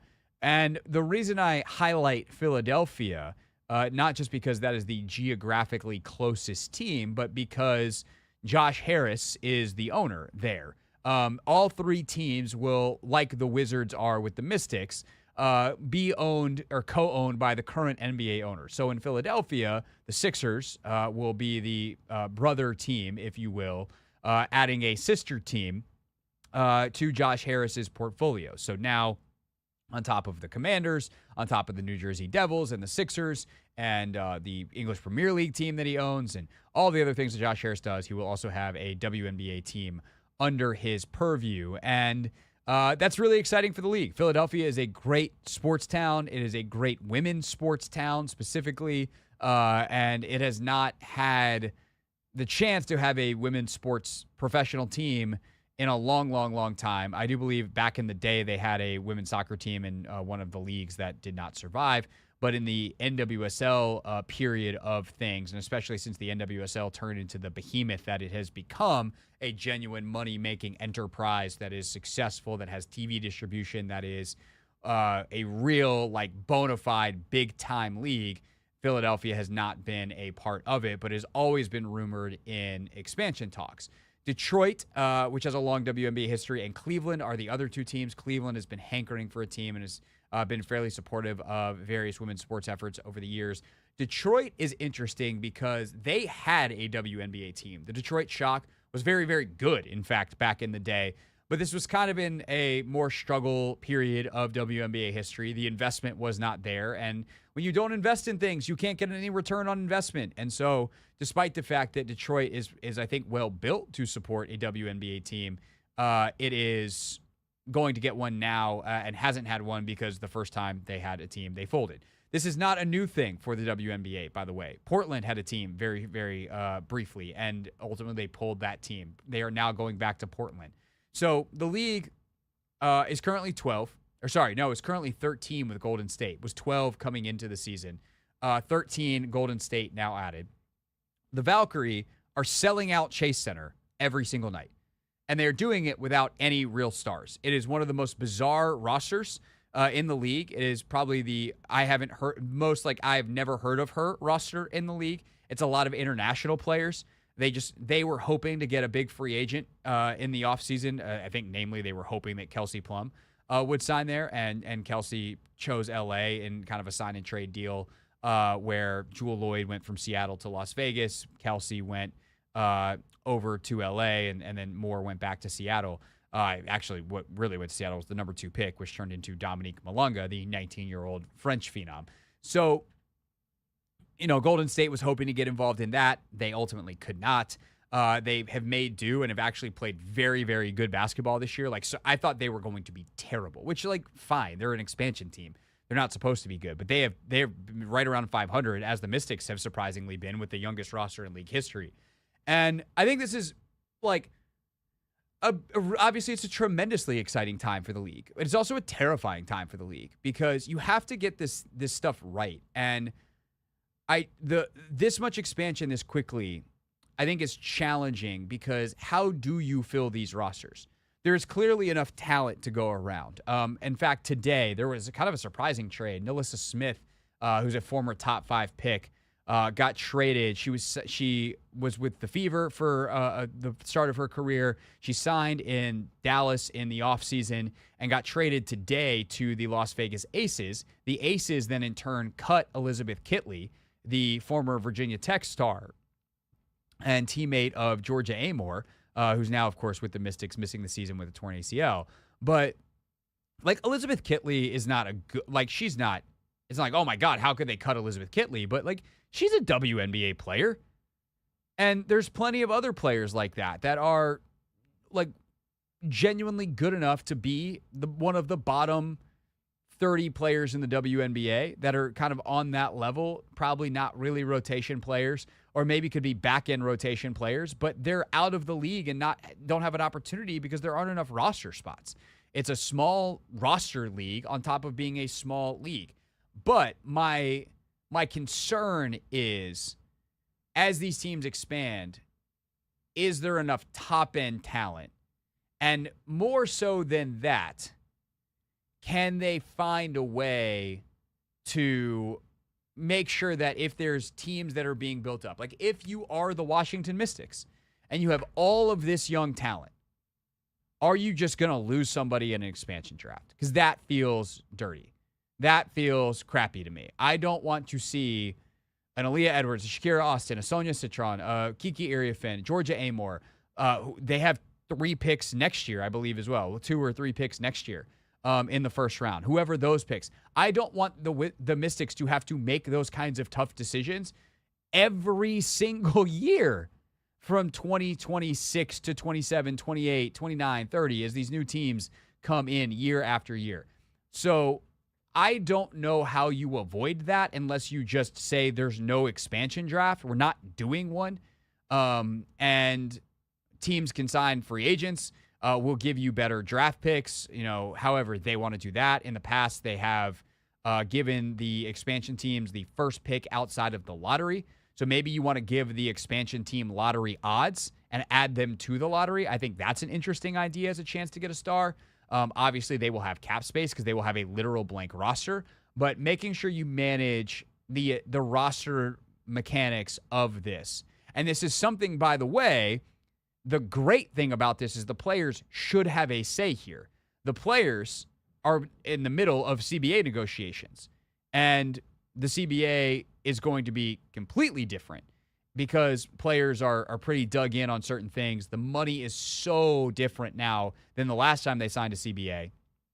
And so, and I think WNBA players, more so than even other players in other leagues, in part because they're not paid as much, care about the control of their own lives in a way that if you're an NBA player, it's what am I going to do? I'm making $13 million as a 8th guy on a roster. If I get traded, I get traded. I'm getting paid a lot of money. If you're a W player making 6 figures, and not even high 6 figures, low your number starts with a 1, just to get traded in the middle of the season without any consent, there's going to probably be some pushback from the PA on that. Or, hey, I signed to play here. I signed a multi-year deal, and now I'm just in the expansion draft. Like, what the hell is that?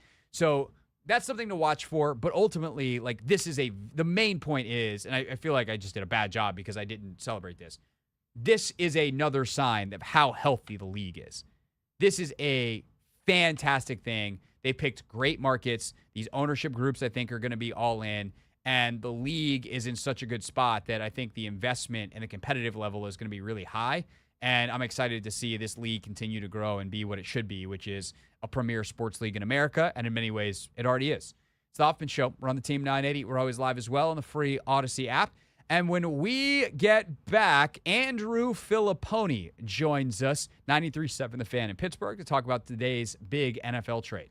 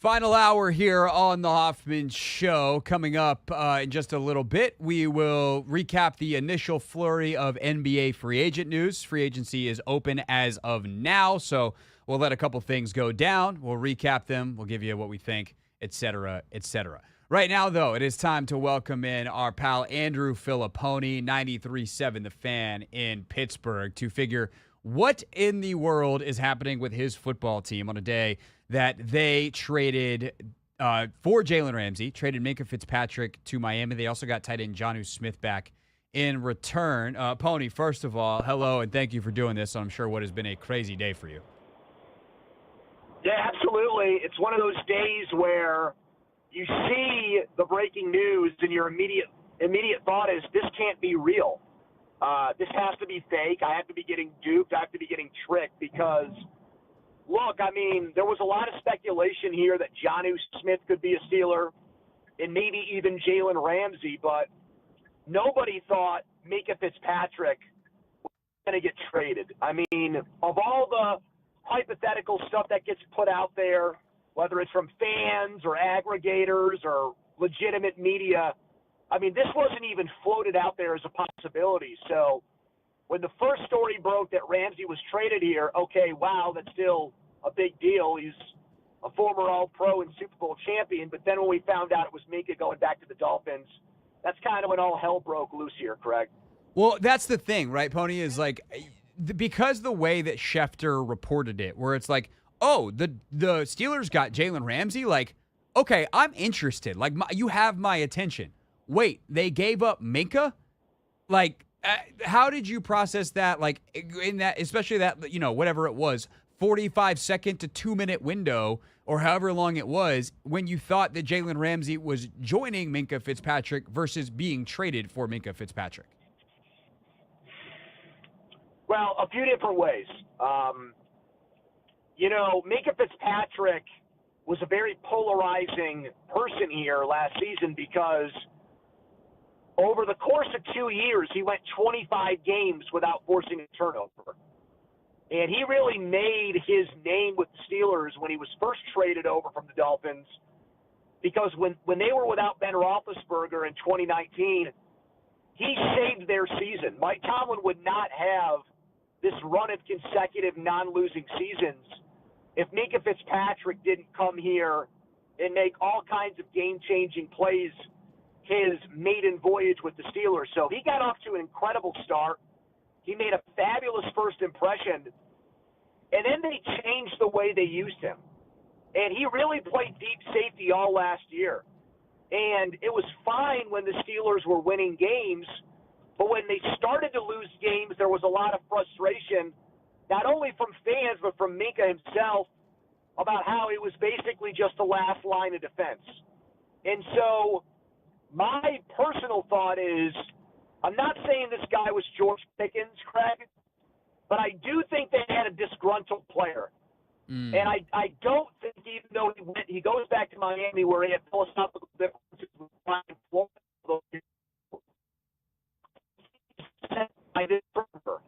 because the plan was still to basically have him hang out and make sure he tackled Derrick Henry before he went for a 70-yard touchdown run. I don't think he wanted to do that again. So I think this is a fresh start for him, and I think within that context, the trade makes more sense. I mean, we had somebody call into our show today, and I wish I had made this point first before he did because it was spot on.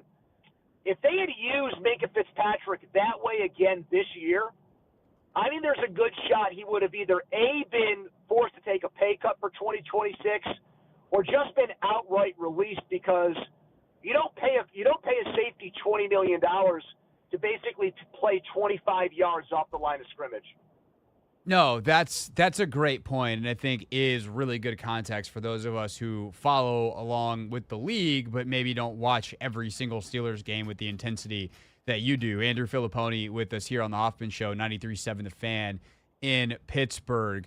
So I opened the show talking about this trade a little bit, Pony, and my thought was kind of, if the Steelers feel like they don't have it in them to tank for a season, where it's like, we can't do that to Cam Hayward. If we can get something figured out with TJ Watt, like, we can't do that to TJ. But man, after this year, getting a little bit older with Ramsey, they give him a little more money now, which makes it easier to move on later. TJ, they're not wanting to pay, clearly. They can't come to terms with him. Rodgers is a one-year thing.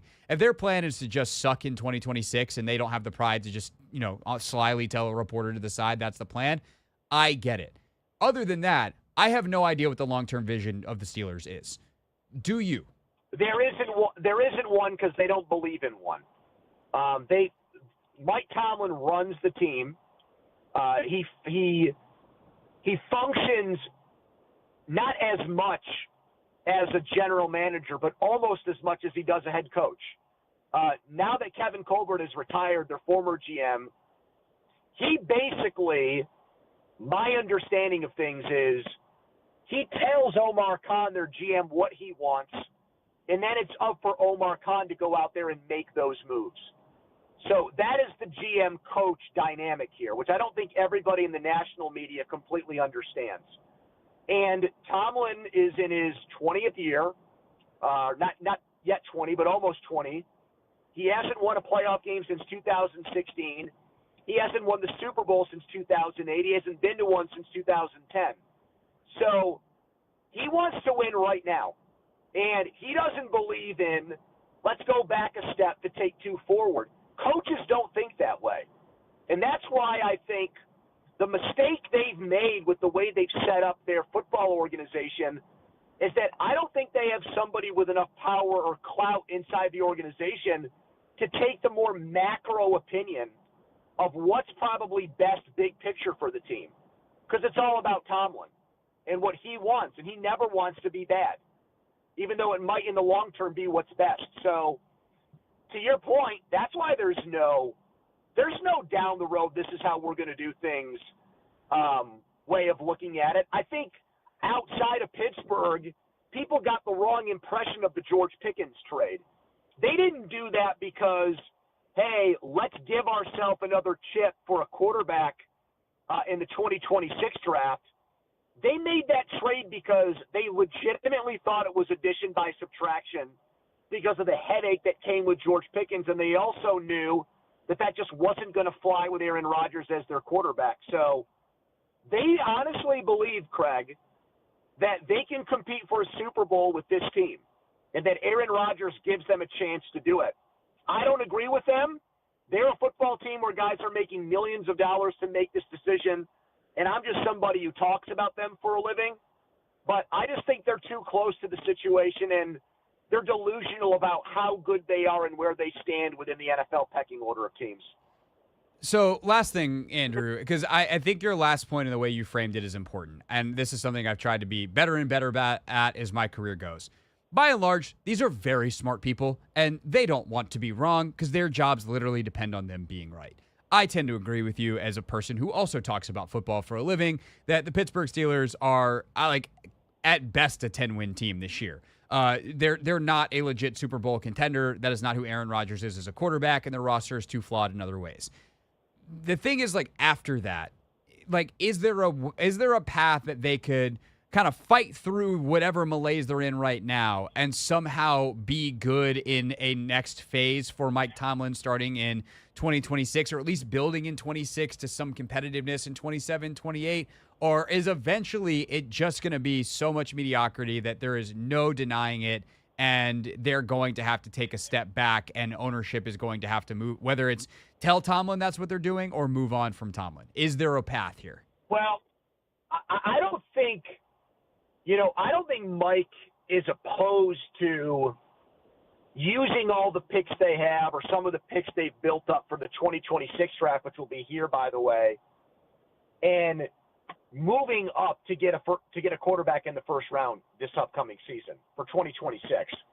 I think that is, the one person we haven't mentioned or I haven't touched on in all this is the owner. And I think the owner wants that. So I think the owner wants that event here in Pittsburgh to be one of the biggest, most marquee events in recent team history. So I think he will push for them to scout and evaluate all the first-round quarterbacks. And if they feel like they can't get one where they are, I think they will make a move to get one. I mean, I think that's probably, Craig, I think that might be the compromise on why Aaron Rodgers is here at 41 and why they passed on Justin Fields. So in order for them to get out of this rut that they're in, where they're in this champagne mediocrity where they win 9 or 10 games and then get killed in the playoffs, I think the solution is they draft a guy like you guys did with Daniels, who's just like, yeah, there's holes on this roster, but he kind of wallpapers over a lot of them. And look, I mean, I think Mike Tomlin, like anything, I think there are just people that as time goes by, they don't actually get better at their job, they get worse because they're very set in their ways.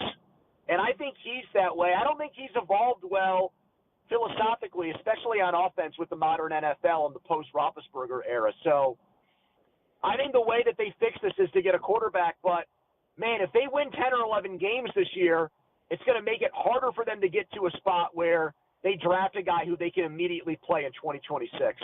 Well, let me tell you, Andrew, if you can get a Jaden Daniels, as someone doing radio in D.C., I highly recommend it. Highly recommend that. Yeah, the last time we tried that, we got Kenny Pickett, Craig. So they're 0 for 1 so far. Yeah. When it comes to that plan. And yeah. you guys were like 0 for a lot. I don't know, 40 or 50 before Daniels got there. Yes, exactly. Yeah. So, eventually, and I guess if you get a new owner and your owner's the worst in sports, you should do that too. But I don't think you have quite that problem. So, we can just go for the quarterback. Pony, I appreciate you doing this, man. Thanks a lot. Really appreciate it. See you, Craig. Be good, man. You Peace too. Out. That's it. Andrew Filipponi with us. You can listen to him on the free Odyssey app. If you want to hear Steelers fans melting down, go check out the podcast of his show, or you can listen to him live tomorrow starting at 2 p.m. on the Odyssey app. Just search 93.7 The Fan in Pittsburgh. Always great to have Pony with us here on the Hoffman Show. All right, when we get back, I haven't seen any Shams alerts yet. We're going to make sure Shams Charania is alive. Is something happening in the NBA? Free agency has been open for 15 minutes. Normally there's 1,000 moves by now. We will see what the market looks like next. But first, the latest from the world of women's sports, presented to you by Wawa. Chicken how you want it at Wawa with customizable roasted and crispy chicken sandwiches.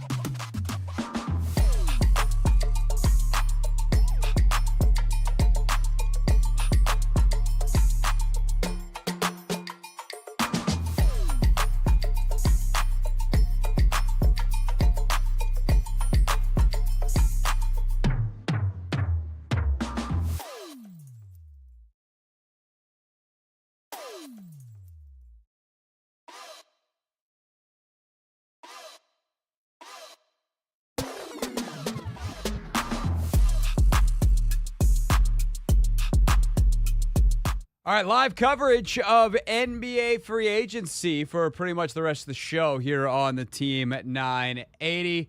And we got a couple of moves that have been made. The first strikes of free agency come courtesy of the Memphis Grizzlies. Again, it is not a huge free agent year. That is for sure. There are teams that have a little bit of space, but they have also, there's no team outside the Brooklyn Nets that has a real cap space, and the Nets, I think, are saving theirs mostly to try to absorb bad contracts, help out other teams. Hey, we need to get, some money here. Can you take this guy off our hands? Here's some second-round picks, or maybe even a first-round pick, a future first, for your troubles. Like, that is what the Brooklyn Nets are going to try to do. They are going to be tanking hard for next year's lottery, where the Wizards and others will be trying to compete for the services of A.J. DeBonsa and 3 or 4 other guys who would have been top 5 picks, even in this draft with Cooper Flagg and Dylan Harper. So it is a loaded 2026 draft. It is also a much more loaded 2026 free agency. Thus, a lot more teams are planning to have cap space next year. Shams reporting from ESPN that the Grizzlies, though, have been able to retain 2 of their own, starting with 2023 Defensive Player of the Year, Jaren Jackson. Jackson is re-signed on a max deal. It's got to be a max deal. 5 years, $248 million. So it is a huge deal. The last year is a player option for Jackson. And I'm curious to see some of the roster mechanics here. The Grizzlies had a couple of moves they had to make to get that kind of cap space. So Shams reporting that. 5 years, 240 is the number. And I think it's interesting because Jackson is represented by CAA, and Austin Brown and Max Seidman were the guys who negotiated that contract. And also, they negotiated the contract for, Atima Saldama, who is also re-signing in Memphis. That's a $52 million deal. So I'm sure that those conversations were on some level tied to make sure that we can or if you're the Grizzlies, you're like, we got to be able to get these both guys under the cap or figure out what we're going to do. And again, say the cap. It's not really a cap. It's the luxury tax. It's the aprons. It's getting in the right space that you want to be in. So some of the other names that we're going to watch out for. Dennis Schroeder and Russell Westbrook are both free agents. The Kings, according to Chris Haynes, have arranged meetings with both of them. And the Kings are looking to acquire both, but have other point guard options to speak with. That, according to Chris Haynes. The other hot name to watch is Austin Reeves, who obviously the Lakers kind of pretty essential to what they've done. I would think they are trying to keep him. If I was them, I might consider trying to do a sign and trade with him. But it is... It is, he's a guy that if there was more cap space in the league, I think would be really, really interesting to see what he would get. But it's a tough market. So that's that part of it. Right now, as I scroll and I'm trying to see new news, the first tweet that popped up, Ben, is again Ben Strober in with us today for Anthony. Josh Hart from the Knicks tweeting, "It's 6:01 and I ain't seen one deal yet. What happened to the game I love?" He's always tweeting something. He posted a really funny tweet yesterday. I can't remember what it is, but that is pretty funny and on brand for Josh Hart. I mean, where's all the stuff? What are we doing? Also, tell me about it. I got to record Locked On Wizards to get home. I hope the Wizards maybe do something before I go to bed, and then I miss the news. Woj used to have like 80 timed tweets at 6:01. Like, what happened? We got some guys re-signing that could have re-signed already, and that's it. We got a couple of Zoom meetings. Are people following the rules now? Don't they know we plan a show around breaking news? And this is one time that we're planning on having breaking news, and there just isn't. We got Santi Aldama re-signing on a 3-year, $52.5 million deal with the Grizzlies. We got Jaren Jackson signing a big deal, and we got a Zoom meeting for Russell Westbrook and Dennis Schroeder. That's literally all we got on in the first 30 minutes of free agency? Well, they did say free agency was practically dead in the NBA, especially this year. So maybe this is the repercussion. This is what you get. Something will happen soon. I know. I'm also like, Maybe. Where did they move list to on this godforsaken website? Oh, there it is. It's in the drop down because I have an NBA list. Does anybody else have any? Can we get some more reports of Zoom meetings? Anything? Let's see. Oh, here we go. Grizzlies transaction timeline from Bobby Marks, because who doesn't like roster mechanics? There is something that's going to happen that we don't know yet. The Grizzlies will clear $10 million of salary. And this is also why some of this stuff becomes official a couple of days from now. But they'll have to clear $10 million of salary. Then they'll do the Jaren Jackson deal. And then they'll do the Santi Aldama deal. And then they'll have the room mid-level exception available because Aldama can't be signed first because his new salary is greater than his $11.8 million free agent hold. Yeah? There's... exciting. Hopefully in the commercial break something happens, because otherwise we're going to have to find something else to talk about, which we're capable of. We're sports talk professionals.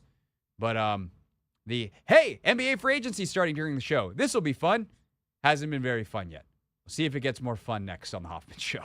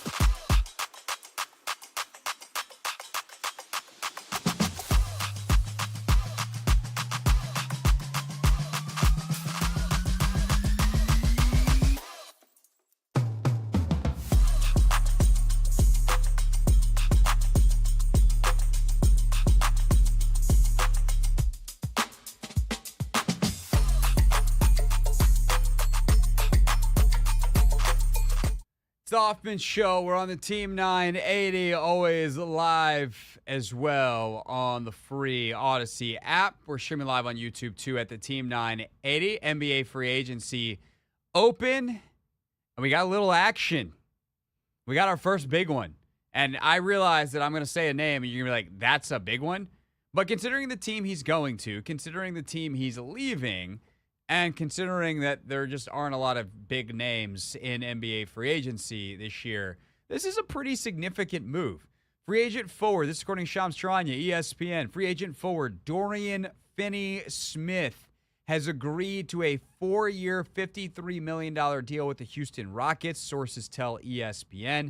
Finney-Smith's agent, Michael Tellem of Excel Sports, negotiated terms of the deal tonight with Rockets executives for the 3-and-D wing.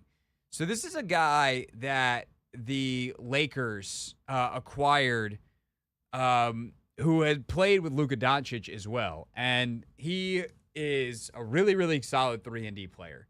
This is a guy that doesn't need the ball but can create a little bit. If he's on the second side of an action and it's like swing, oh, you closed out. Okay, you can put the ball on the floor and straight line drive. Cool. But he's more of a catch and shoot, knockdown type shooter, and he's a really solid defender. Okay, we need some juice on that end. We need 5 hard minutes on the other team's best player, or we need solid minutes, 20 to 30 minutes on the team's second best player. He can do that at a decently high level.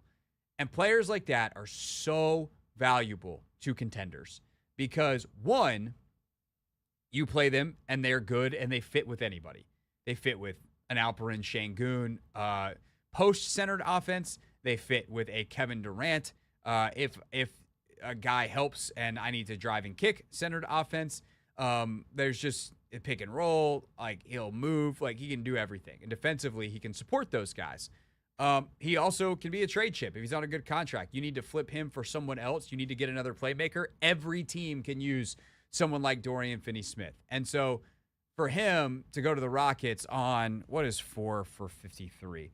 53, and obviously we'll see what the contract structure is, but nope, not that. Divided by 4 is, 13. That feels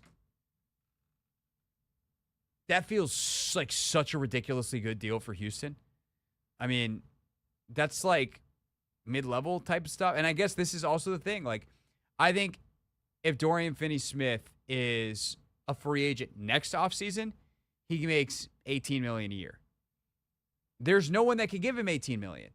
So he is getting that's a mid-level exception type number. Although I thought most of those deals were supposed to be 1-year deals. Anyway, point is he's getting the money he's getting, which is probably slightly below market value for a guy of his position and his skill, slightly. It's not a huge underpay, but it is to say he's one of the best archetypes of that player on the market, and the money's only available, so he probably chooses that over maybe a little bit more money somewhere else, and that little bit more money somewhere else would be at a worse team, and so he's going to go join, this team with Fred VanVleet, Amen Thompson, Kevin Durant, Jabari Smith, Alperen Şengün, Aaron Holiday re-signs on a vet minimum deal with Houston as well. Reed Shepherd, Cam Whitmore, Tari Eason, Steven Adams. Ben, the Houston Rockets, they're legit 11 deep with NBA players. They're going to be good. Can their top end match what OKC can do? That's going to be the question come playoff time.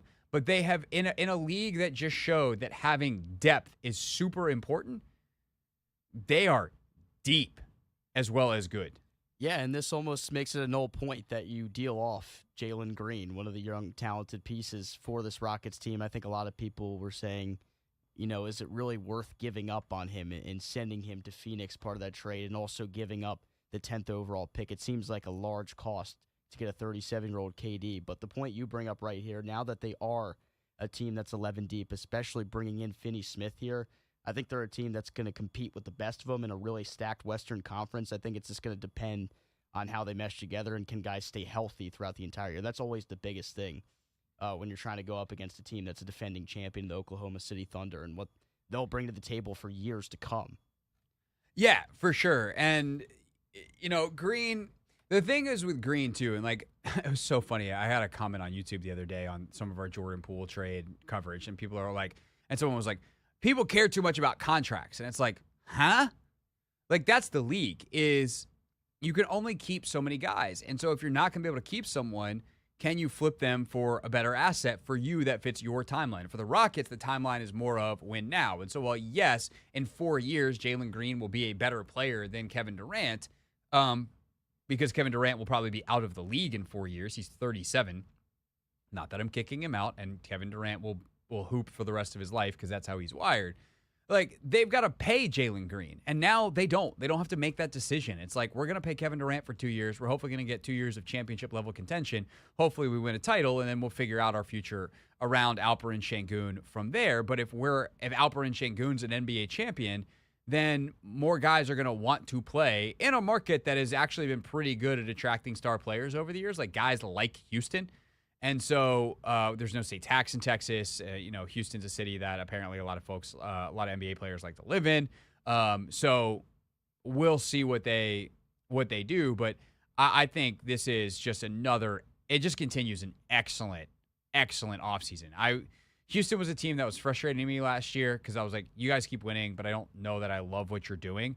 And I kind of wondered, had they done the worst thing you can do, which is cap yourself with too low of a ceiling, where you're like, yeah, you're going to be good, but you're never good enough to win a title, and you do not have a way to get there.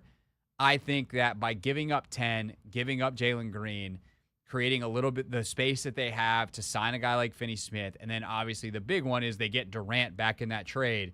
They have raised their ceiling, even if they've closed the window in terms of length, how long it's going to be open, and have now put themselves in a legit position to contend in 2025-26 and probably 2026-27. And then we'll see what Durant is by that point at the end of, presuming he signs a 2-year extension. As a Wizards fan, I'm also looking at this from the perspective, the Rockets, kind of a similar trajectory for what you're hoping for the Wizards. Starting in 2020, that's where they bottomed out for 3 years. They win 17 games, then 20, then 22.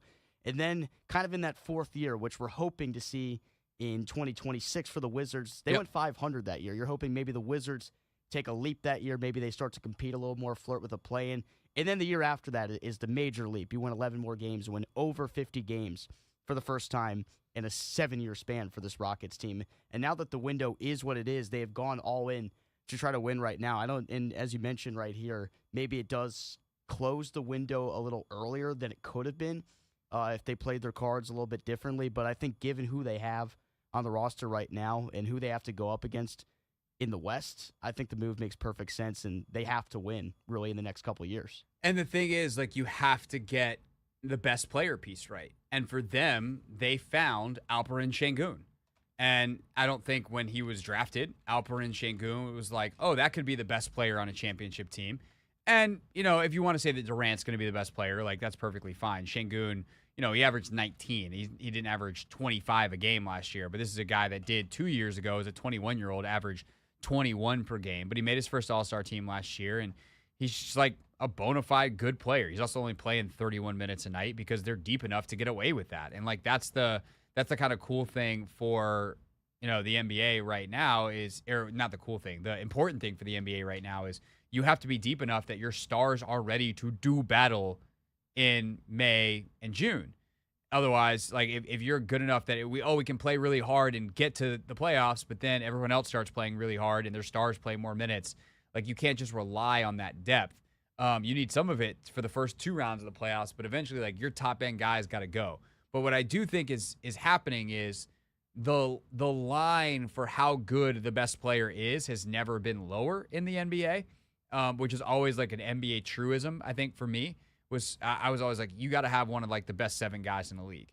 And Shea is very clearly there. Is Tyrese Halliburton? Had they won it? I don't know that Tyrese Halliburton's one of the 7 best players in the NBA. I know he's awesome at what he does. But I think that when you look at Şengün, like if he leads them towards a title next year, Durant certainly isn't that anymore, although on any given night, he's still capable of dropping 45 points because he's unbelievable as a scorer, and he actually played pretty good defense and stretches last year. I just think you're 100% right that that's a path, And even if the Wizards don't win the lottery, like if they go get A.J. Debonsa next year, it's a lot easier. But if they can get a bunch of just really good players and they find an Amen Thompson type, let's say Bilal turns into like a true just dude defensively, and Tre Johnson turns into like a Devin Booker level or even slightly below, like a bona fide 21-point scorer, like a C.J. McCollum level player when he was in Portland opposite Dame. Like, what does that look like? And I think that's an interesting thought experiment. I would much rather just get Debonsa or one of the other top players in next year's draft. Yeah. It makes it a lot easier. But I think I am more open to the idea that there is another path that doesn't involve the star than I ever have been before in the NBA. It's really interesting, and the parity is really at an all-time high in the NBA, at least from the time that I've started watching it since around 2010, they've never had 7 champions in 7 years in the history of the entire league, and that's where we're at It's right unbelievable to think that LeBron went to 8 finals in a row, and then since then, we haven't seen a whole lot of them. Of course, the bubble championship in 2020. But other than that, we're not seeing the same kind of success from the same teams that we saw in the past. I know it's kind of a feel-good story almost to see the Warriors win another championship and Steph get his first finals MVP. But the NBA is at such a point where there's so much talent across the board that it's not even necessarily about having the most star players on one team, because we're kind of seeing the end of almost the super team era. I know Phoenix tried to resemble something that they considered a super team in Bradley Beal, Devin Booker, and Kevin Durant. Obviously, that doesn't work out. But now we're finding the teams that just have the most depth overall, teams that can play 10, 11 guys on any given night that will contribute at a high level, whether it's scoring or defensively. That's the blueprint for how you win an NBA championship, and the Thunder have set the bar higher than anybody at this point. No doubt. And the depth is really important. And the Wizards, I feel like, have gotten a lot of really good players. But eventually you do need some of that top-end talent. The Rockets, again, signing Dorian Finney-Smith, adding to their depth on the heels of the Kevin Durant trade and all of those other things. Let's see. The Grizzlies are working with Cole Anthony's reps towards a resolution that allows Memphis to create the necessary cap space to renegotiate and extend Jaren Jackson. So Cole Anthony, who is acquired or will actually, no, that trade was official because Desmond Bane's been introduced. Cole Anthony, who was acquired in the Desmond Bane trade, going to have some kind of contract restructure, which will allow the Memphis Grizzlies to do the things that they have already agreed to do with Aldama and with Jaren Jackson Jr. So that's the latest on NBA free agency. When we get back, we'll see if any more moves go down, and then we will wrap things up with real things, real people said, in real microphones.